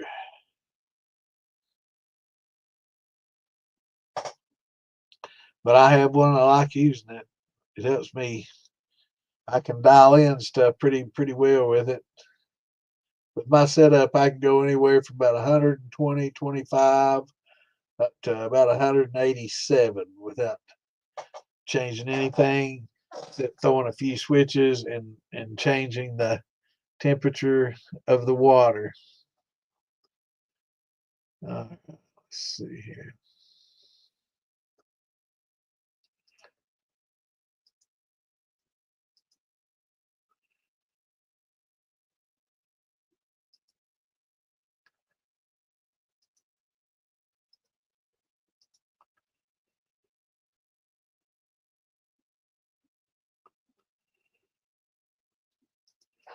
All right, just a second, brother. I'll be right in there.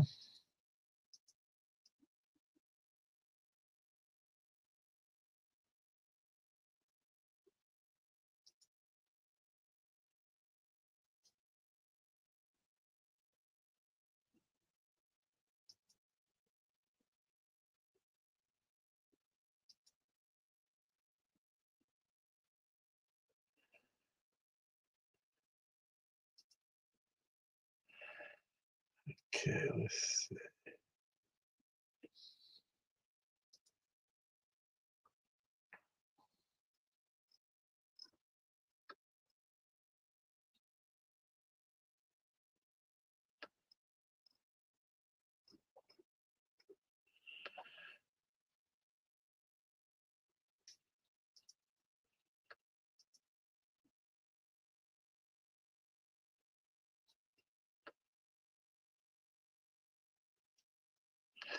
Let's see.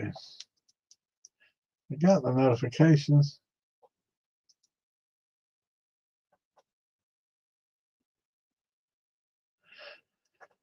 All right, let's see. Hopefully this doesn't.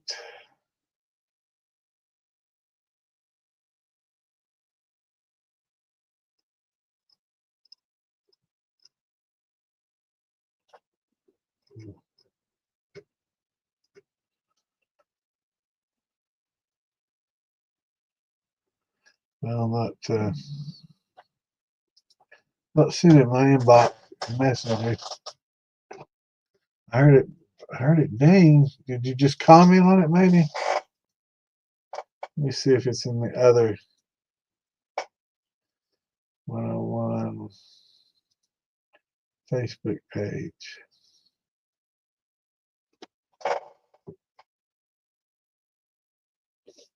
No, I don't see it in there. Yeah, I'm not seeing it, brother. I did get a pop-up, though. I mean,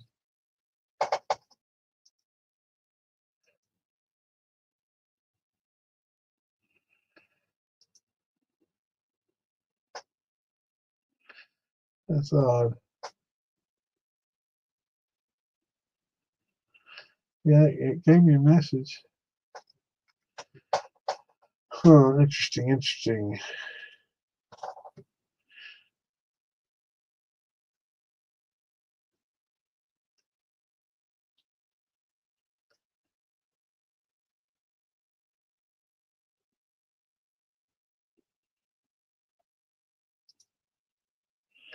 Just sent the tips to the Facebook page. Okay, let me look on the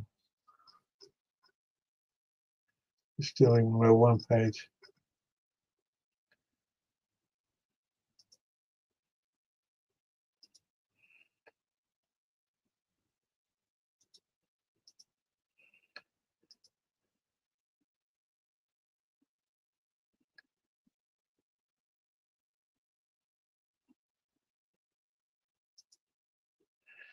All right, let's see. To the page.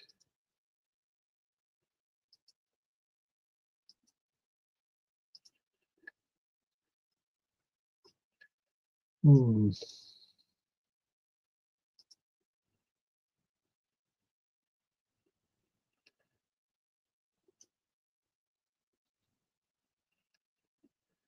Yeah, if you can, send it to my Facebook, because I'm not seeing them on the Distilling.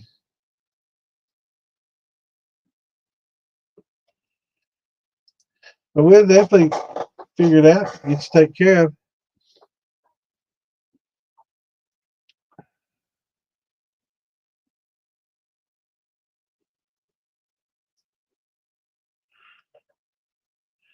Yeah, just type it out. What's going on with you, Richard?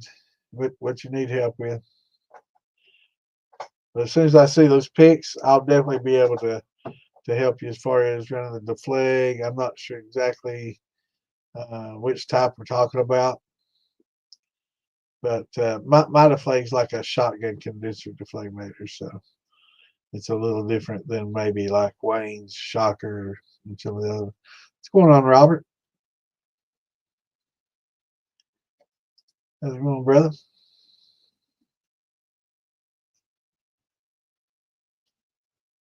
So, Richard, have you run it yet?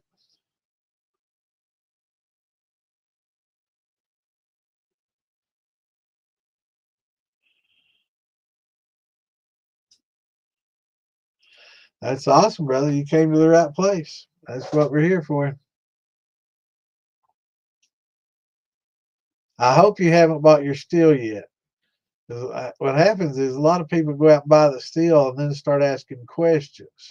It's best to ask the questions before you buy the steel. That way, we can kind of steer you in a more user friendly direction and something that's going to require a little less modifications or setup. What's going on, Hellbilly?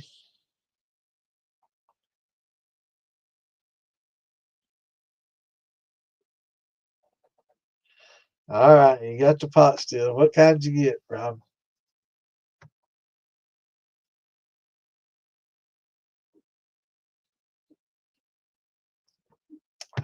Done a couple of sugar runs. Awesome. What did you get, the Bever, or what kind did you get?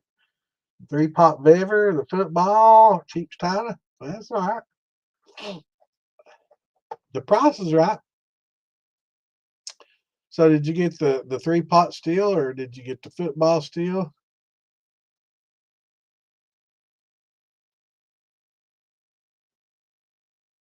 I can't after the podcast, Richard. I can't do it during the podcast, brother. Bever 8-gallon, awesome. Yeah, we get a little crazy in there, man.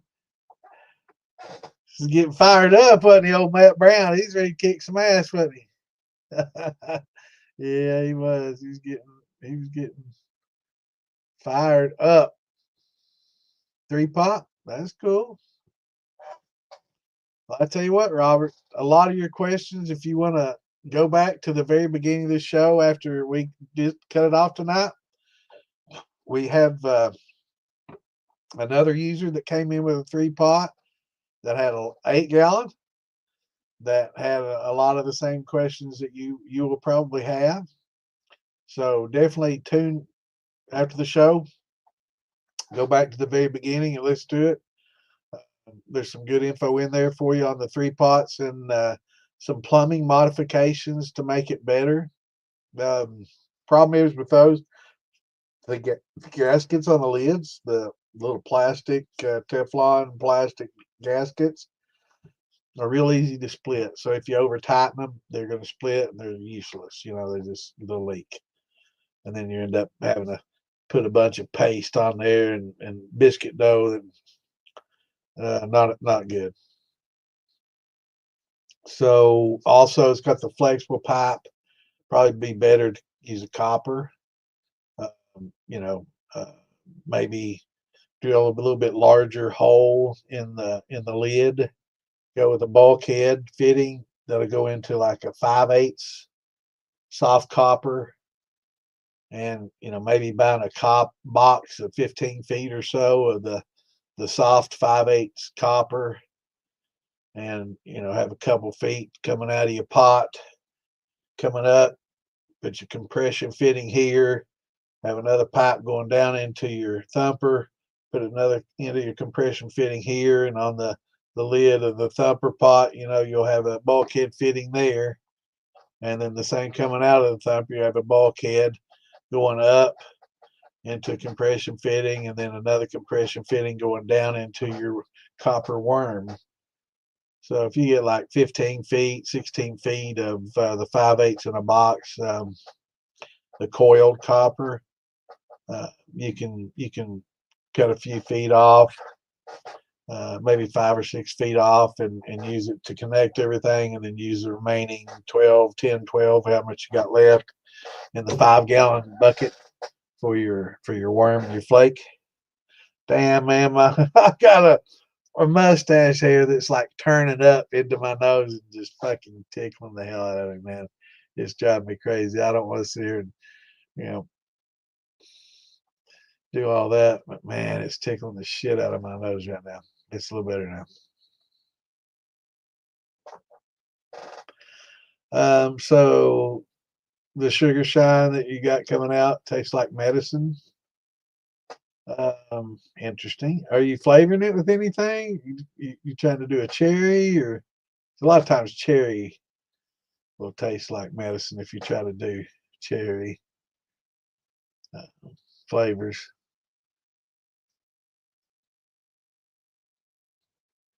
So you're doing a cherry and sugar.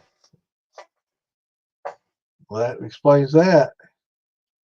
Cherry's pretty tough sometimes to do without it, tasting kind of like a cough syrup. Pretty tough ways to do it, but it's not the easiest. I don't mind the taste of cough syrup myself, so I like it. I drink a lot of cherry Coke too. But yeah, there's tons and tons of mashes, and I've got tons and tons of recipes um, that I can share. If there's any particular what kind of come off about 1:30. That's perfect, man. Just sugar and yeast. Awesome. What's going on, Marcus? Good to see you, brother. Hope you're doing well. Yeah, coming off 1:30 is a good proof. As my buddy Marcus Chapman do it. Yeah, 1:30 is a good proof to come off. You're getting a lot of water coming through. So how do I send a pic through here? Okay. You're watching on Facebook. So if you look at the very top of the chat over here on the right, are you on your phone, Richard?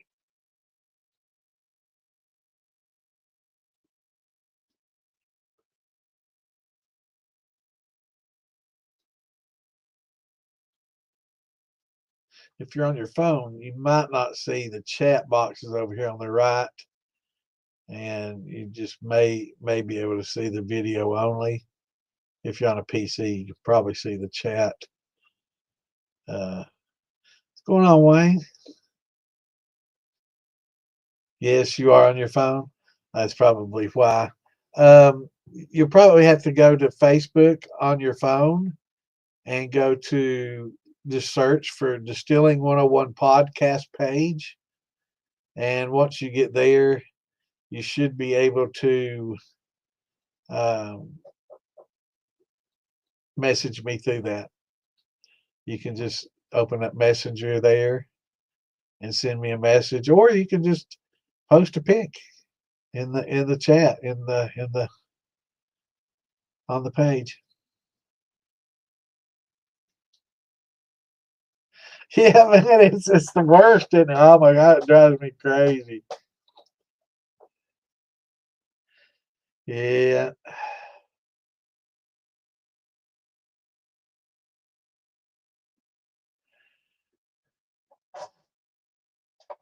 I tell you what, getting on your bike and driving, man, it flies right up. Can't see, man. Mine usually separates into two. It's like that as I drive down the road.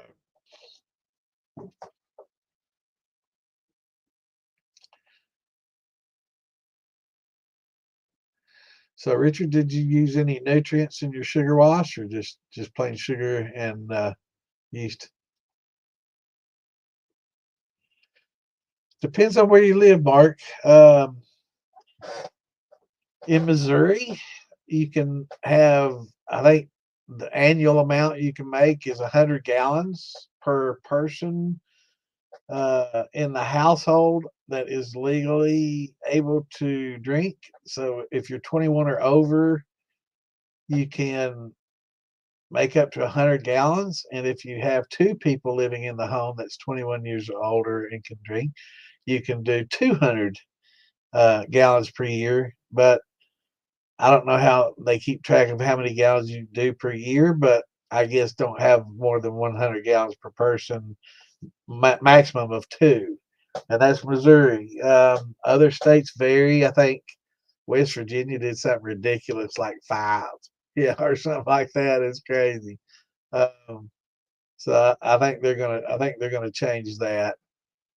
Uh, Alaska and a few other states have made it legal, but kind of like marijuana, it's still federally illegal in all states. Um, just like marijuana is, even though some states is recreational at this point. So kind of weird the way things are these days. Me growing up, the law was the law. Everything's cut and dry. This is the law. You break it, this is the penalty you get. That's just it. Nowadays, it's like everybody's breaking the law, man. As politicians are, they're shit. Everybody's corrupt and they're milking the system and using this AI G money, sending it to everybody on both sides of the aisle, and they're lining their pockets. Democrats, Republicans, both lining their pockets and kickbacks and from Ukraine, and it's crazy, man. So, and marijuana laws are enforced in some states, but not in others, and still illegal nationally, but recreational. So I'm assuming, alcohol, I would think, would kind of be towards the bottom of a priority list of things to worry about for them. But at the same time, we're talking about the lawman, so he's going to do what he wants to do. I guess if you piss somebody off or ruffle the wrong feathers, you might have to deal with it. My thoughts on it are, and I know in Missouri and some other states, you can only do it in your home. You can't take it out of the house, and so it's kind of one of those home doctrine things. You should be able to have the freedom to do things behind your own doors as long as there's no victim. Why in the hell not? So it's not like you're making enough to worry about taxation on anyway. But hopefully there's some court cases going on in Texas, um, and hopefully about home hobby distilling. So hopefully, yeah, I mean Michigan, Ohio, wine and in most states, wine and beer is legal. Um, but some states still require you to get permits, even though it's legal, and some states don't give a shit if it's less than hundreds and hundreds of gallons or thousands in some states. If you do less than 1,000 gallons of wine, it's fine or some shit. It's just crazy. Um,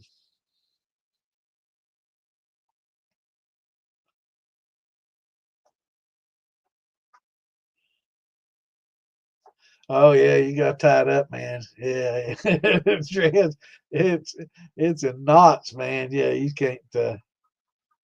Yeah, I take it in. It's like when I go to the restaurant. This is the swipe I make at the restaurant. I'll come underneath my shirt with my finger and do the old whoop, and just kind of eat my meal with it tucked into my shirt. But after I ate, oh, they're fly.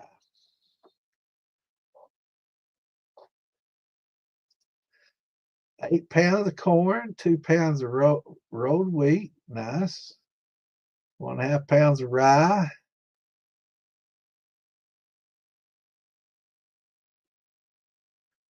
Now, when it starts getting cloudy, Trickster, did you keep running it on down into your tails all the way out? Run it all the way down.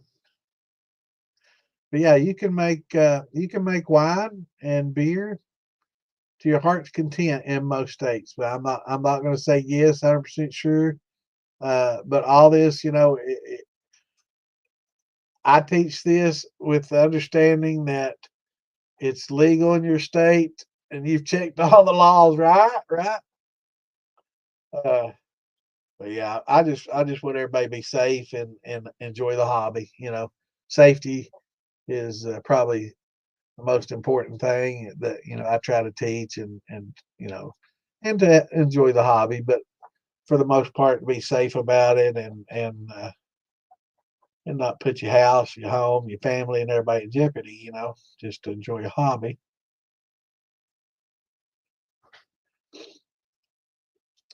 So 8 pounds corn, 2 pounds of rolled wheat, that's 11.5 pounds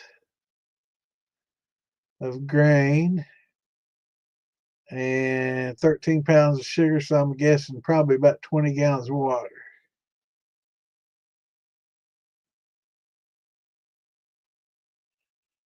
What'd you step into? Man, you stepped into a pile of it, Damon. I don't know who that is. So, Trix, how much water did you have with it, brother? 15 years ago, got my still from Bruja.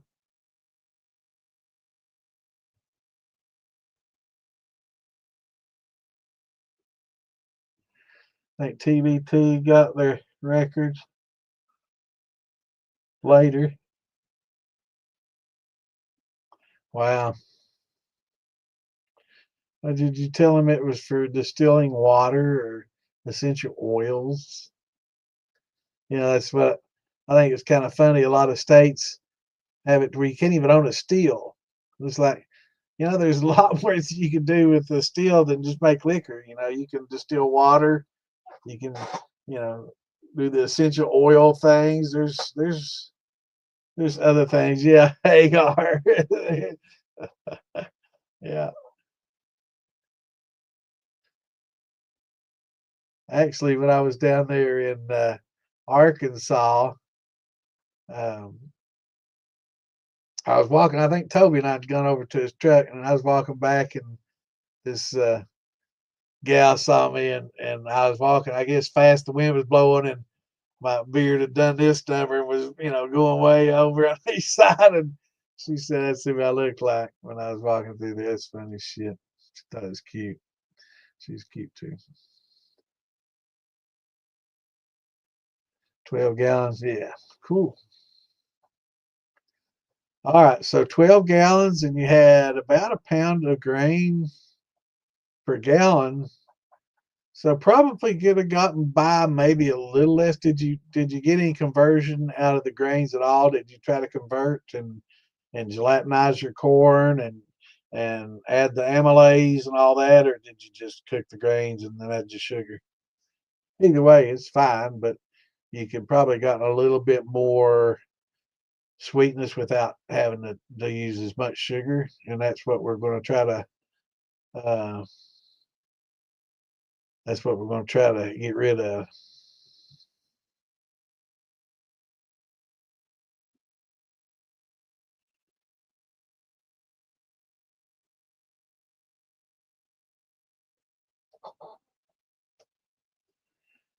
What's going on, Hager?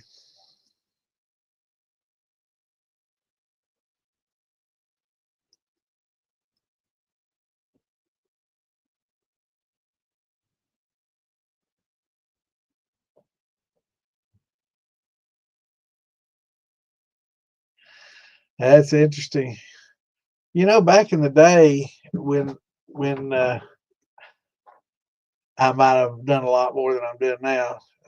They watched a lot of the grocery stores, and a lot of the mom and pop grocery stores, and of course everybody in Eastern Kentucky and Appalachia does a lot of canning, and they make a lot of jelly and jams and preserves, so they're naturally using more sugar than the average folk, right?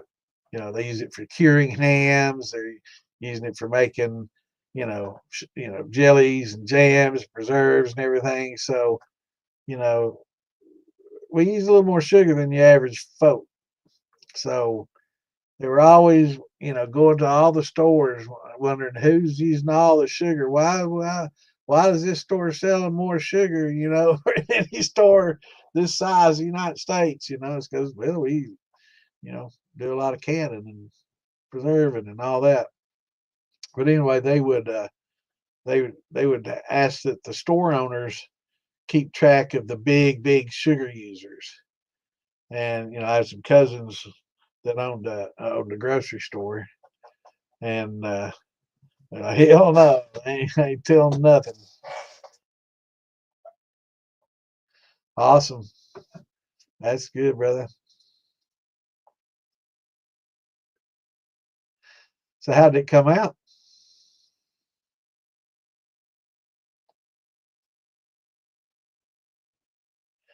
Yeah, mine makes the most essential of oils.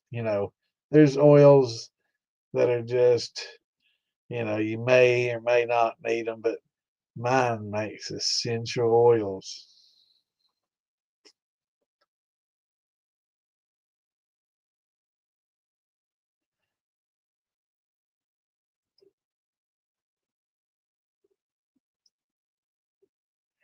All right, I'm gonna rewind it back here a little bit.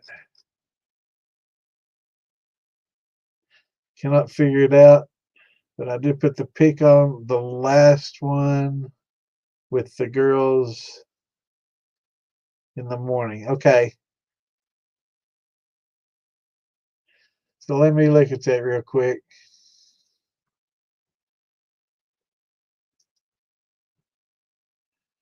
and see what's in there here. Let me see. All right. Dang on, what have I hit?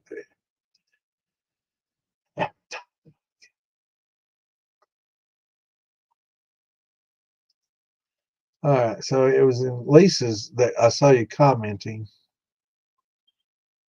So let me go to her podcast, 22nd,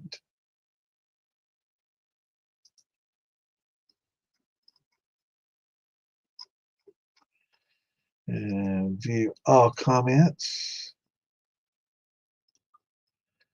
Let me scroll down and see if I see the pic. Should have been on the top, though, I would have thought.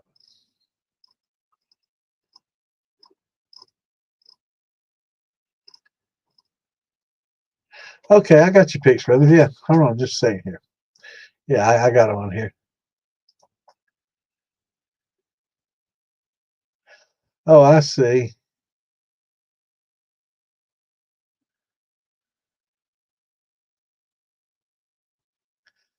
Yeah, so you got a deflagmator in your cap. Okay, yeah, that's fine.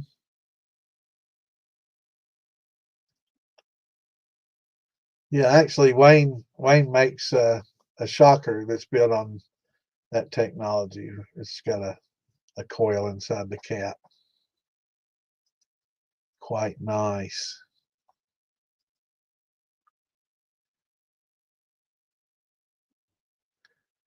Okay. Yeah, see what you got going on. Cool, man. All right, now I know what you got running. How many gallon is that? Did you say eight gallon?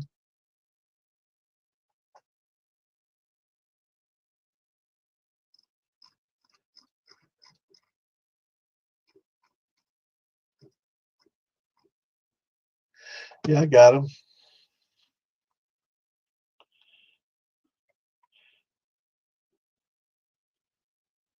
So your deflagmator is your condenser, and it's built into the steel at the top, right?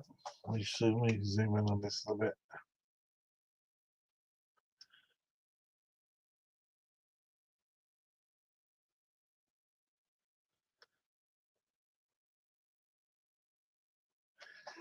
bit. Okay.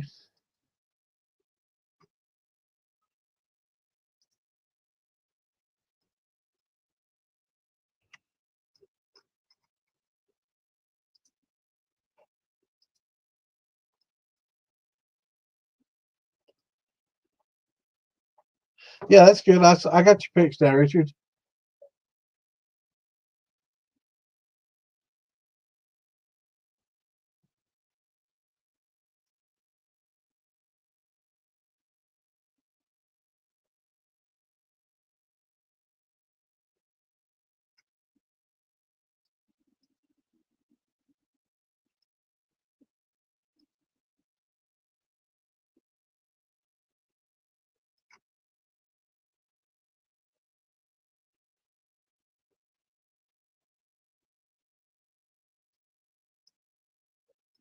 Yeah, I think they got more things to do than worry about us home hobby distillers. I mean, if you put it out there, and flaunt it, and it's one thing to kind of post a pic or a private message to somebody getting help, but putting your videos out on TikTok and every social media platform for the whole world to see, and talking about selling it, and having a big still, all kind of probably big no-nos. But showing a 5 gallon steel or a 10 gallon steel, and you're doing it on your stovetop and small thing, I don't think they're really interested in that kind of stuff. But if you talk about selling it and everything else, I mean, you're putting yourself out there. So just be careful. That's all I can say, because it's so easy for them to watch us, on Facebook and on YouTube and TikTok and every other social media. So I thought he came in when you left. You left the door open, man. I don't know.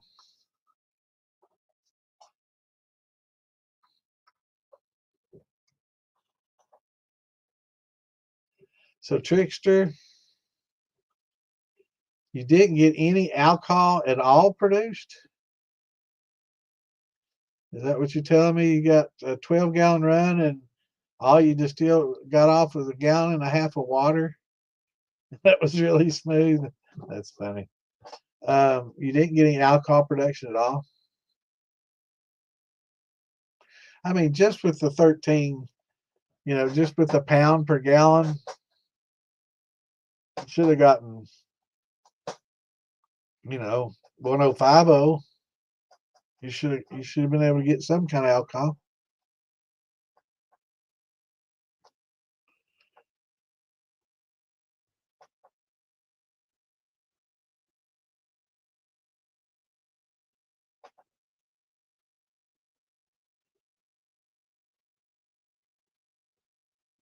Yeah, yeah. They didn't tell. They were like, no, we're not. Get a warrant.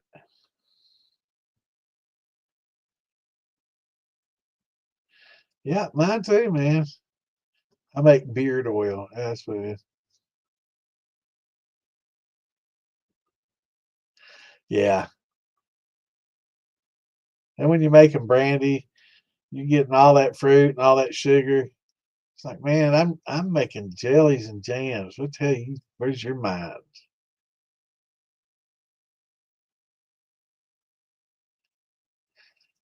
Not much, brother. Same old, same old.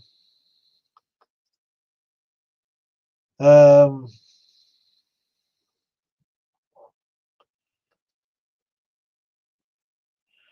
well, Trickster, we got to get you producing alcohol, because Mr. Fusion, yeah, that's probably it. Yeah, I think the shocker is the condenser coil and Mr. Fusion inside. I believe you're right.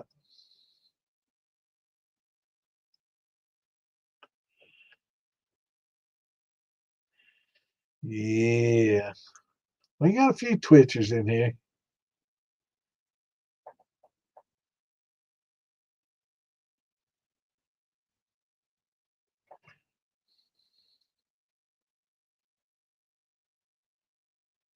Yeah, we gotta get Trickster fixed up, man. He didn't get any alcohol production, and he had 12 gallons of water, 13 pounds of sugar, and 11 and a half or so pounds of grain, which should have produced something. You should have gotten some alcohol out of that, regardless of whether you got the grain conversion or not. The sugar alone should have produced something. You said you used amylase, so you should have been able to get something out of that.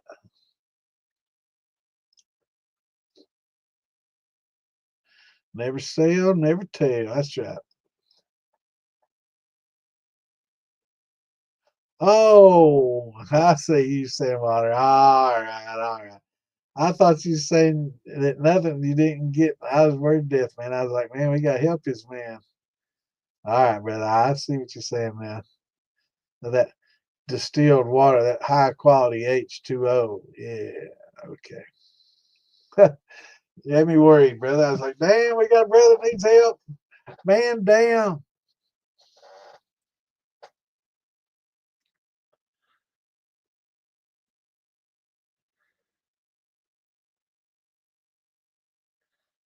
Yeah. Yeah, I think we figured it out now. He was using code word fire water.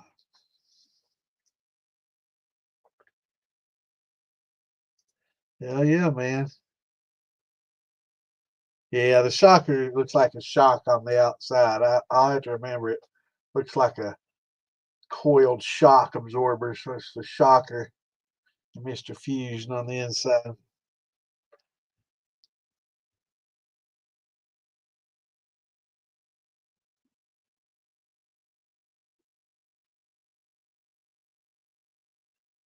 And the student once had the lin arm going into the bottom of the flake stand and worm. Oh no.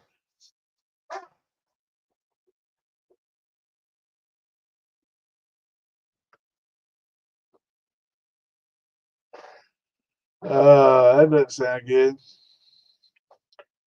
Welcome back, Robert. Then on Hillbilly Moonshine. Yeah, you go to hillbillymoonshine.com, baby.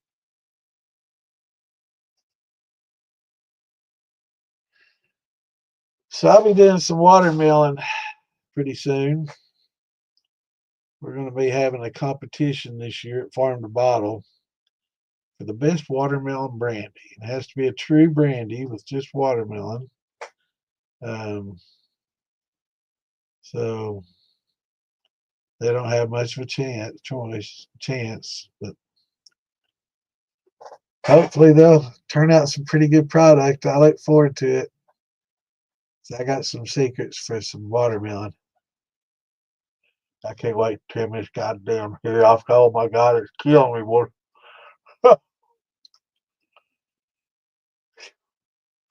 Almighty. I don't know what I sit here and bring in the camera real close and pluck it in your faces, but man, it's been tickling the shit out of my nose for about 40 minutes now.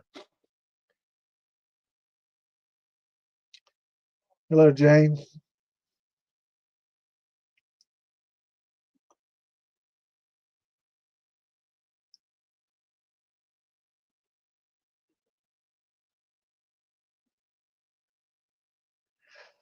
No, the pick is actually a Distilling 101.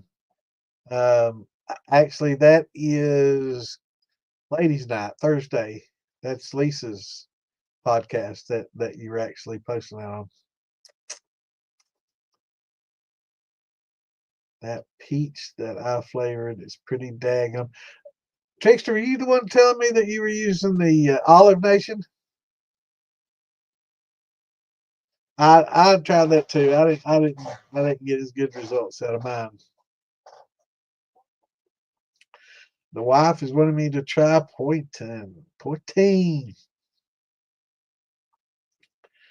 Been getting your advice around the horn. Well, it's just basically a potato, mash with potato.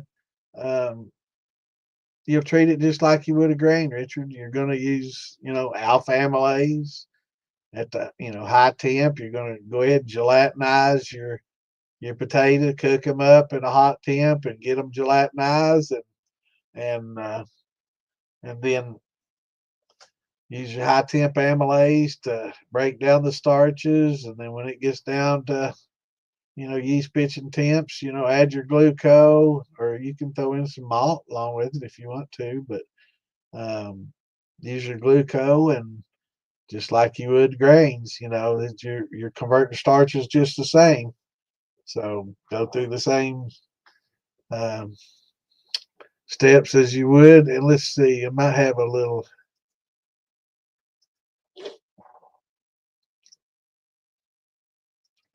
chart for you here.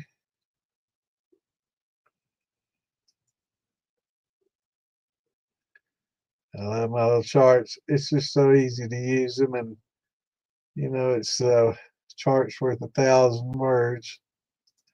Let's see if it's got your potatoes on here. 6 to 8 potatoes per pound or per gallon of water.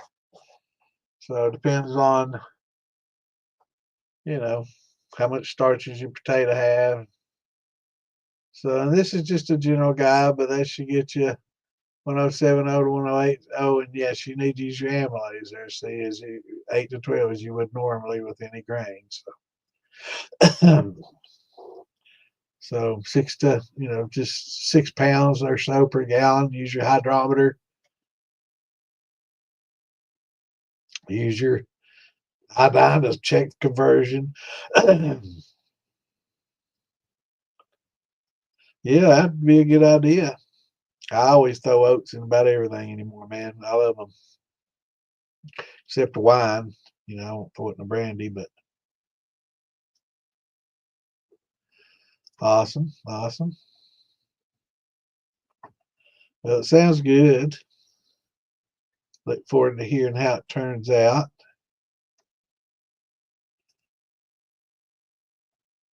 Absolutely. And it helps to use those even if you are using, malted grains that has plenty of diastatic.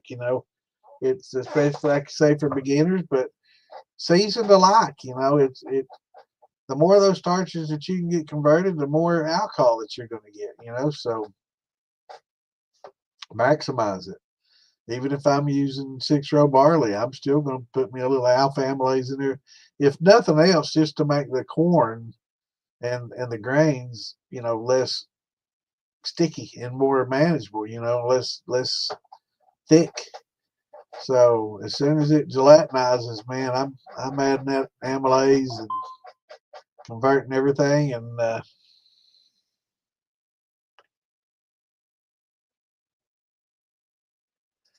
yeah, that'll work. Just don't screw that lid on there real tight. I noticed your cooler sitting next to it, the orange drink cooler. Yeah, just don't screw that lid down real tight. Let it off gas. Let gases be able to vent off that. But that's perfectly fine. And you can also it's good for steeping corn at high temp in those coolers like that because they hold temperature real well. So when you pour that boiling water over your corn to gelatinize it, it's got to stay 190 degrees for like an hour and a half. So 90 minutes. So having that cooler like that when you're gelatinizing your corn, it comes in real handy. It's very handy. But yeah, I love oats and barley, corn oats and barley, man. That's one of the best combos. That's probably one of the most famous combos from back in the old days. Now everything, a lot of people want post flavored stuff and all that. But as far as white dog and just plain shine, I think Cobb, they called it Cobb. A lot of people misunderstood that for using corn cobs, but Cobb was simply an acronym for corn, oats, and barley. And I guess it was considered the best combo for making shine, for half a century or so or more, back in the day. But now that blue corn, try some of that blue corn with the little oats and barley. It's good stuff, man. That blue corn is really good stuff. I want to try the green. I haven't tried the Oaxacan. I want to try that. I hear it's good too.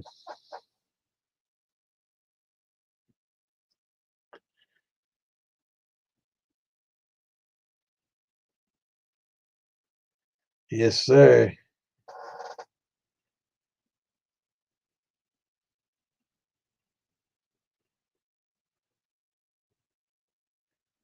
Sure will.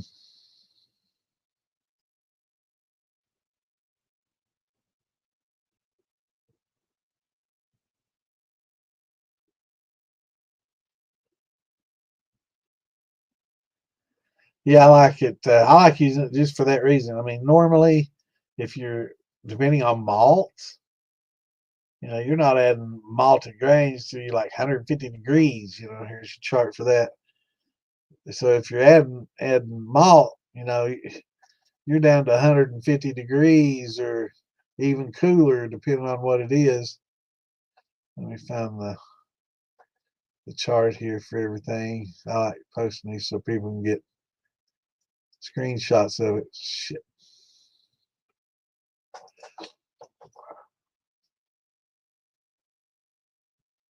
How can that not be there?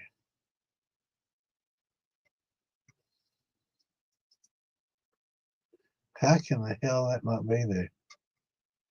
I thought for sure that would be saved right there.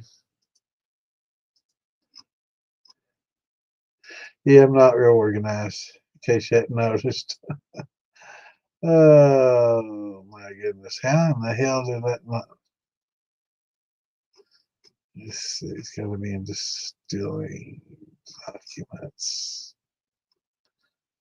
Yeah, it used to be good till I got rid of the OneDrive, and then everything went to hell in a handbag then. So let me find that chart here. I was just looking at it.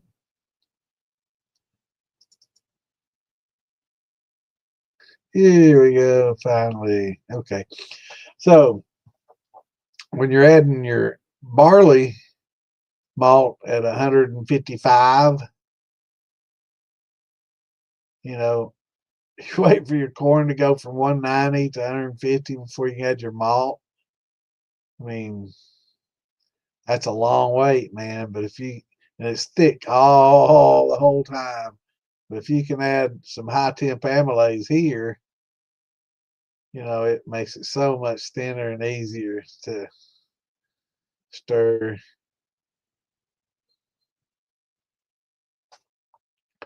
But for those that don't have this chart, this is a pretty good little chart too. If you can screenshot it if you want to. If not, it's all these charts that I use. I put them in the files on the Moonshine Militia page and on the just DIY Shine and Stuff page. So if you want to find them, you can go there. But it's great to have on your phone.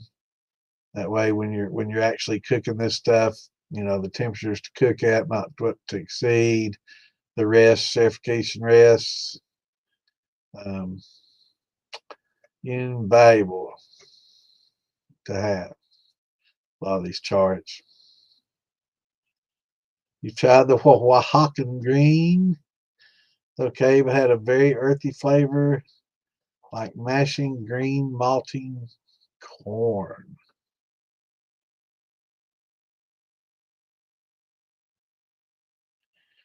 Interesting.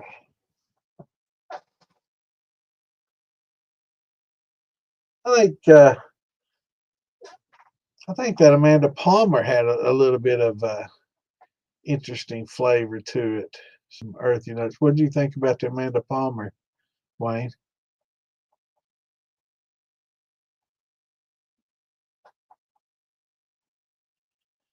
Can you put everything in the bag, yeast and all?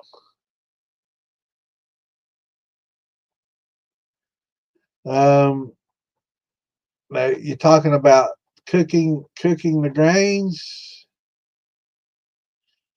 the Amanda Palmer. It's interesting. It's got a little bit of everything in it, doesn't it? Can I put everything in the bag, yeast and all? I'm not following you, Richard. Um, you mean to cook?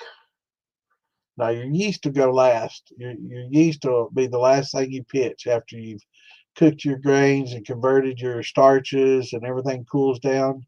Your yeast needs to go in at somewhere between 80 and 95 degrees, depending on the yeast. So you really don't want to. You'll denature the yeast if you introduce it to high temperatures. So it'll kill your yeast off.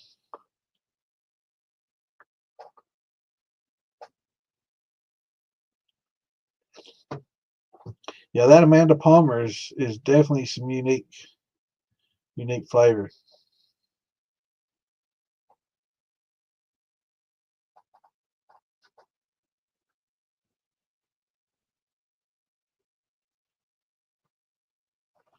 All right, Richard, you have to explain to me, brother.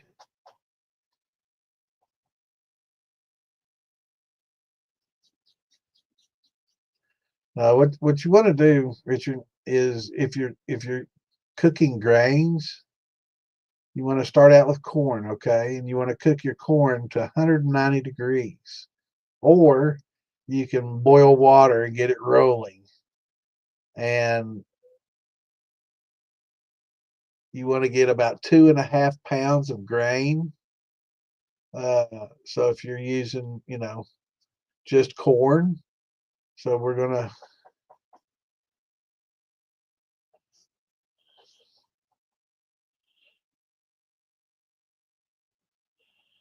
All right, all right, Richard. It's after you cook the grains. Yeah. So cook the corn at 190. All right. Let me get the chart back up here. So you cook your corn at 190. Okay. And if you have high temp amylase, you can add it then. But you're going to want to keep that corn at 190 degrees or so for about 90 minutes plus. So that'll gelatinize the corn. That makes the starches in the corn ready to accept this amylase. Okay. And it gets it out of the corn and ready to utilize the amylase. Now, when you put that alpha, high temp alpha in here, it breaks those long chains up into multiple segments of oligosaccharides. So it's going from polysaccharides to oligosaccharides, which are 3 to 12 molecules long, but that still can't be consumed by yeast. So as you let it cool, once you get to this temperature, 150, 7 or so, you want to hold it at that temperature, and that's about the time that you're going to add your barley malt at about 155. See, and you hold that 155 for about 90 minutes. Between 145 and 155. If you can hold it in that 10-degree range for a good 60 to 90 minutes, you'll get the best conversion out of that malt as possible. But as it's cooling on down, you can add subsequent grains like, here's a non-malted barley. Here's your rye, coming in at about 145. Your oats come in at about 147.5. So if you're throwing those in there, your wheat can go in about the same time as your barley. Um, So you can throw most of those in at the same time. You can throw your malt and your wheat in at about the same temperature. It's not going to really be a deal breaker at that temperature. And then as it cools, you can start adding the rye. But this little chart right here will show you, the temperatures not to exceed, right? So the upper limits is this right here, and you want to let it hold in between these temps. But when you get all done, yes, you mix it up real well, and you can do your test with your iodine to see if you got a good conversion. You want to add your glucose when it's down to 90 degrees or so, your liquid glucose, and let that work overnight. And the next day come in and do your starch test, and then drop your hydrometer in there and see what kind of conversion you got, what kind of numbers you got. Did you get a 1060, 1070? um, so at that point, it's yeast pitching time. It's time to check pH. It's time to deal with any kind of uh, nutrients if you're not using any kind of malt or anything like that, depending on your wash or your mash or whatever. So, but yeah, once you get down to 90 degrees or 85, you can pitch your yeast and do it that way. But if you want to steep and you don't want to cook with your cooler, you can boil the water and put your corn in your cooler and pour that boiling water on top of it, and let it steep, and just add a little bit of water every so many minutes to maintain that temperature.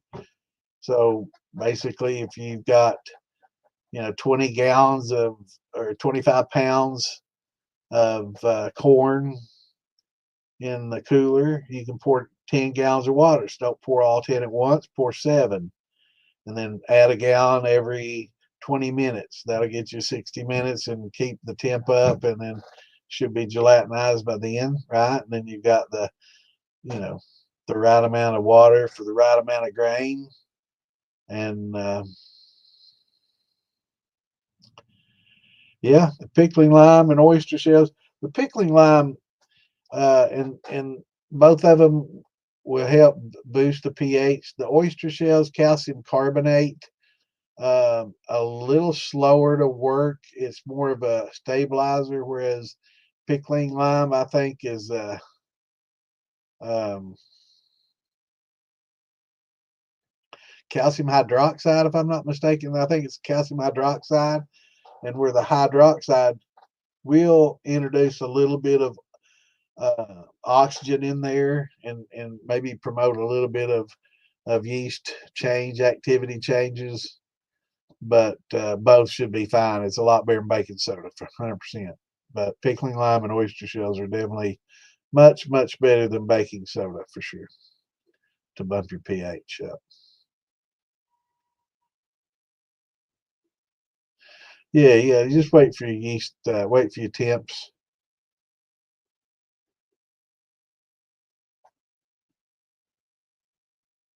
Yeah. Yeah, you can leave the bag and all in there. Yeah, you ferment in the bag. Yeah, leave the bag in there and ferment with the bag in there. Absolutely. And when it's done, pull that bag out. I've got a little mop wringer, or you can like tie it up to a ladder and let a bucket underneath it, let it drip. Squeeze it out by hand as best you can first. Or, people have all kinds of, man, they've got, yeah, it definitely, that's what I do with the stuff in the bottom of the bag. I'll funnel it into a gallon jugs of water, just to kind of, because it doesn't want to mix readily. It doesn't mix with water. It'll float on the top, and it doesn't want to mingle with water very well. But after a while, it'll work in. It does well. But yeah, it's but the oyster shells aren't a pH booster. Basically, what they do is, if your mash gets real acidic, it'll start eating into that calcium carbonate, and it just helps buffer the pH to where it doesn't get to the point where it's going to kill your yeast or stress them a whole lot. So it just kind of helps buffer.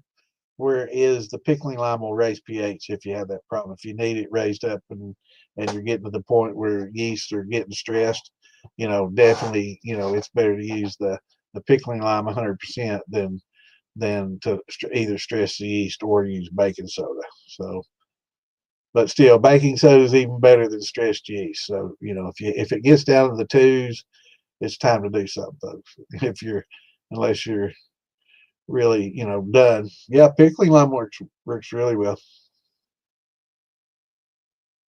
If you need something done right, boom, right then. With grains, I really don't have much issue with pH issues ever. It's those sugar washes, those rum washes, those tequilas, those high sugar fermentations that usually I deal with really high acid, production. And it's just, it's a natural process of fermentation. You're getting organic acids being made. There's lots of different organic acids that are being, created during the fermentation process. So it's just a perfectly natural thing. It's just that when you're doing really high sugar content and really fast turnover, I guess it accelerates maybe the acid production as well. Because I never have any issues with crashing with my grains, or you know fruits maybe sometimes, depending on the fruit. I've had some pH issues, but with grains I've never had any. Y'all have any issues with pH and grains? I don't have I don't have issues with that. Usually because they work off pretty quickly too. So that's also. But then again, so does the damn sugar washes, but they work off real quick. But they usually have issues. But I think just maybe just the high sugar, content makes for a higher organic acid build up in production.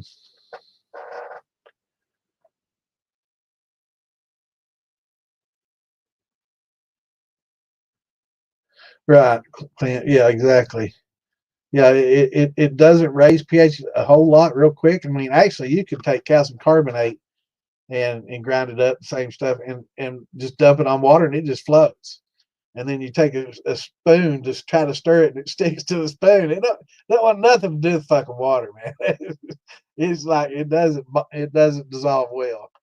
But once the if you need them in there the whole time. So if you have a pH issue and it's like, oh, I better add the shells, you really needed them in there earlier. That way it could have been slowly building and working. What happens is as the acid starts to get lower and it becomes more and more acidic, it'll slowly leach this calcium carbonate out. And then the more acidic it gets, it accelerates until and the whole time it's helped buffering, right? Whereas if you wait until you have a problem and throw it all in there at once, it's got to take time for it to get caught up because that acid is going to take a little bit longer to work over the calcium carbonate.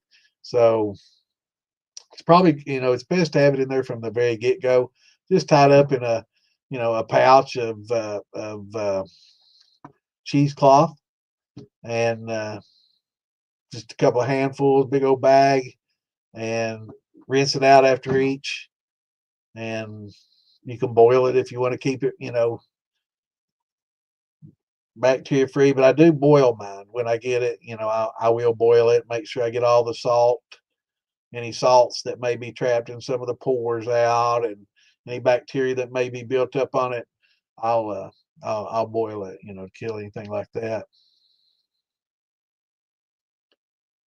Grain is usually the opposite. Yeah, I use a little citric acid in mine too, especially at the very beginning. A lot of people don't realize it, but if you get your pH to 5.2 before you start boiling your corn and gelatinizing it and doing conversion stuff, it'll actually help you get conversion better. So um, I used to make the same mistake. I waited till it was yeast pitching time to check pH, but I've learned over the years that it's best to check it right when you're adding the water and adjust as soon as you get all your grains in there, or you're adding the boiling water to the grains and you can get a pH test. Add that, add it in then. Citric acid essential. Just if you're gonna make wine and make brandies and do this, there's certain you need to have a little kit, and there's certain things you got to have in it. Yeast nutrients, get you diammonium phosphate or Fermax, Fermo, whatever floats your boat. Get some of that. A little potassium sorbate if you're going to make wine, a little potassium metabisulfate for wine and brandy making. There's just certain citric acid. It's essential too on the list. It's just one of those bags of stuff you just gotta have.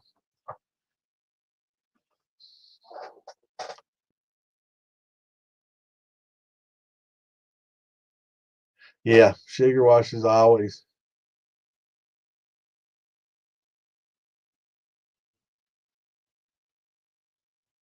Yeah, most of your wine yeasts can handle it into the threes too.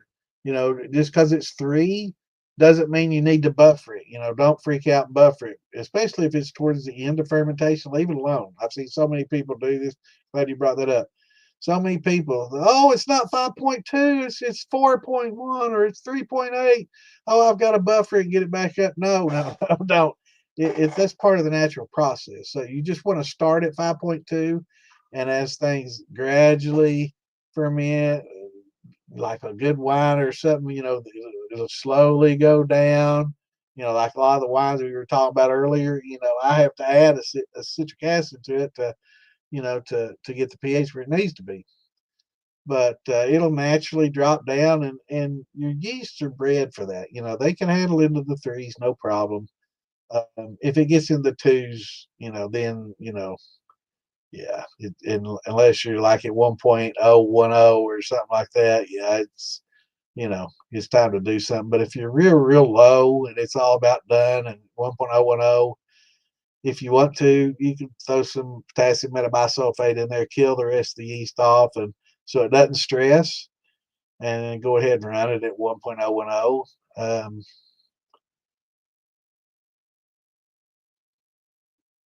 But if you want to finish it out, probably buffer it a little bit with some pickling lime. Yeah, after it's done brewing, pull your bag out and sparge it out, get all your stuff out, and then let that sit. Uh, After you get it all pressed out, you can take all that and put it into back into another fermenter, and put some water on top of that. Not hot water. You don't want to kill yeast, but your yeast is still alive in that yeast bed in the bottom and all those grains, and you got dead yeast in there that'd be good nutrient. All you got to do is just add some sugar water, and you'll be ready to do a sour mash. And add a little back set to adjust your pH down, and you'll be ready.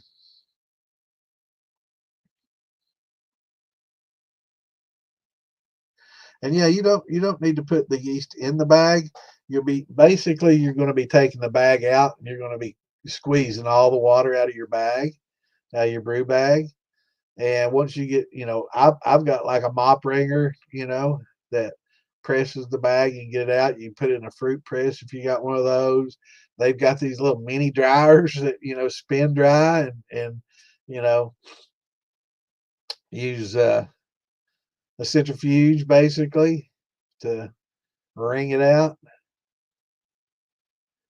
But once you do that, you can let it settle and then rack the clears off that.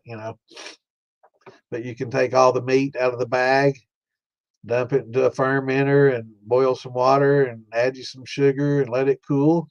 Make sure it cools, and then add that to the meat from the grain and everything, the yeast bed and everything from the bag, and start you another fermentation. Just drop that bag right back down in there, and start you another fermentation with it, and put a little back set in there to drop your pH and get everything just right.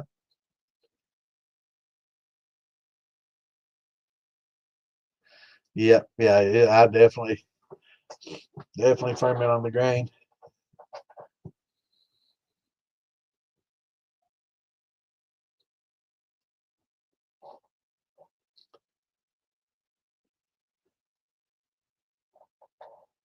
So, Richard, hopefully we've answered some of your questions tonight. So, have you decided on what kind of mash you're going to make?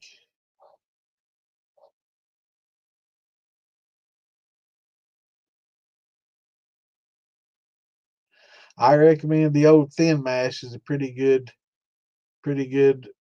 tasting, easy. I did for a long time, and it's just a pound of cornmeal or cracked corn, and a pound of sugar and a gallon of water. It'll make you about a 1060, and it's basically a corn flavored sugar mash. You can add a little bit of sugar to it if it doesn't get up there enough, but do a pound and a half, and that probably gets you 1080 or so. But it gives you the flavor of corn, and gives you a decent. It's a little more flavorful, I guess, than just a straight sugar wash with the cornmeal. But it's a good introduction into the grains without actually doing any kind of conversions or anything. What's going on, Jeff? Good to see you, brother.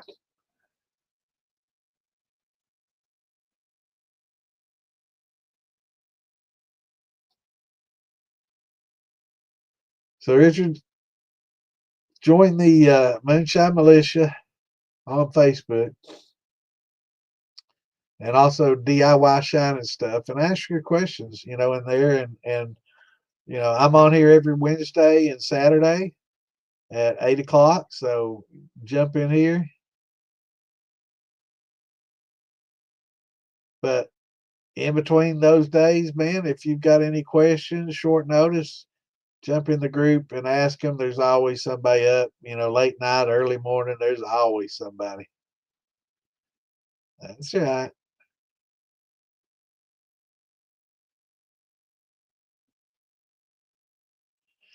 Yep, sure does. Or if you want to try the yellow label angel yeast, you can try that yellow label angel yeast and not have to worry about doing any converting at all, but it takes longer. But yeah, you can put your 2.5, 3 pounds per gallon and use that yellow label yeast and don't have to do anything else, but I do recommend maybe throwing a little bit of nutrients in there if you don't have any malts, if it's just like corn you're converting, because not a lot of nutrients in corn generally enough, but without the malts, it really, you can throw your little malt in there with it. That would work wonders. But hell yeah, man.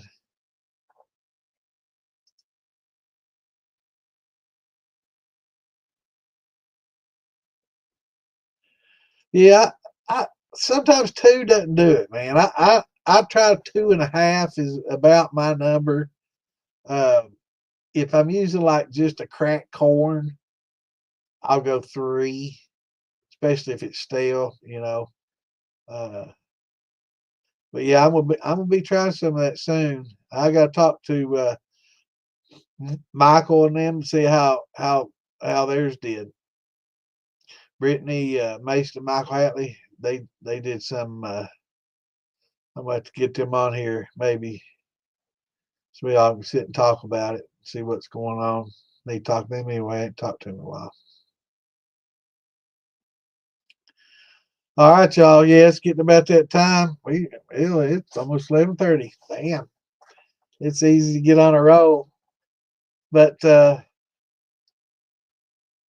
awesome, Richard. Well, brother, hop in there if you have any questions at all. Hop in there and there's some good files in the file section. There's some pretty decent recipes in there. I know we've got quite a few of JB Wagon Makers posted quite a few of uh, of his Moonshine Life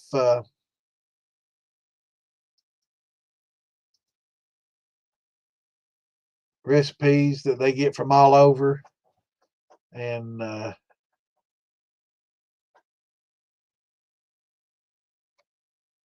yeah, I've never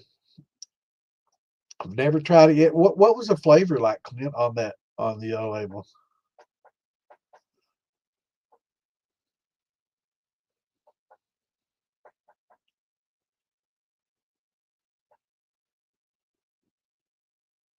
Yeah, I'm interested in seeing what the flavor's like, and I'm amazed that it can convert. I mean, I'm not really. I know the it's using special enzymes that don't require you to that do all the breaking down at low temp, which is very interesting. But thank you, brother. Love you too, man.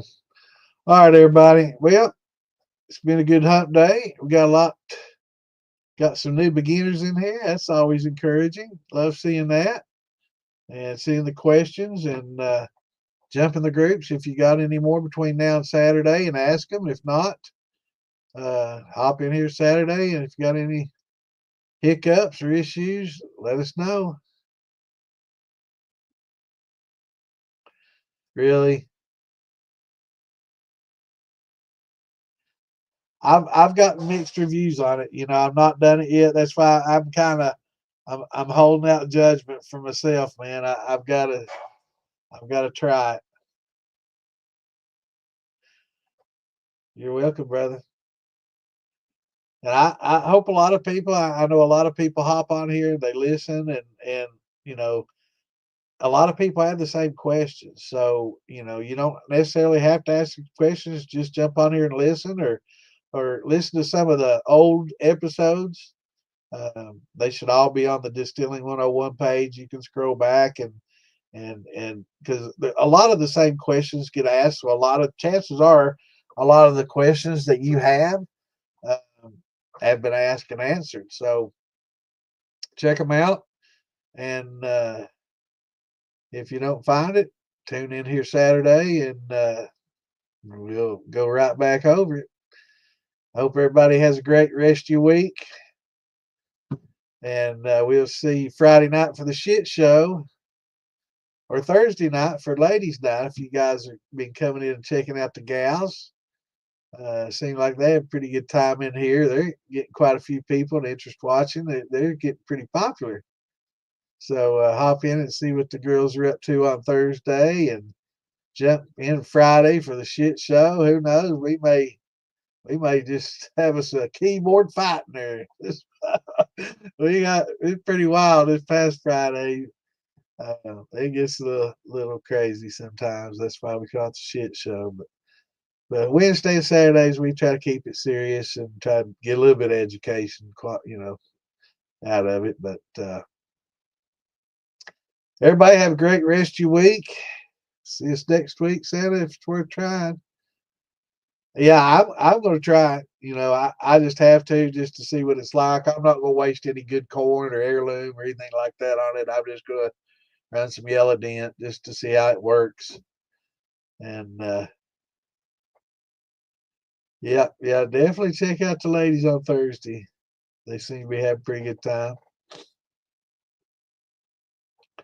And Frey and them boys seem like they have a pretty good time. I think it's on Tuesdays that Frey jumps in here and he's got him podcast. Seems like they have a pretty good little crowd in theirs too. But everybody have a great week, and we shall see you guys Saturday night. Till then, shine on. Stay safe.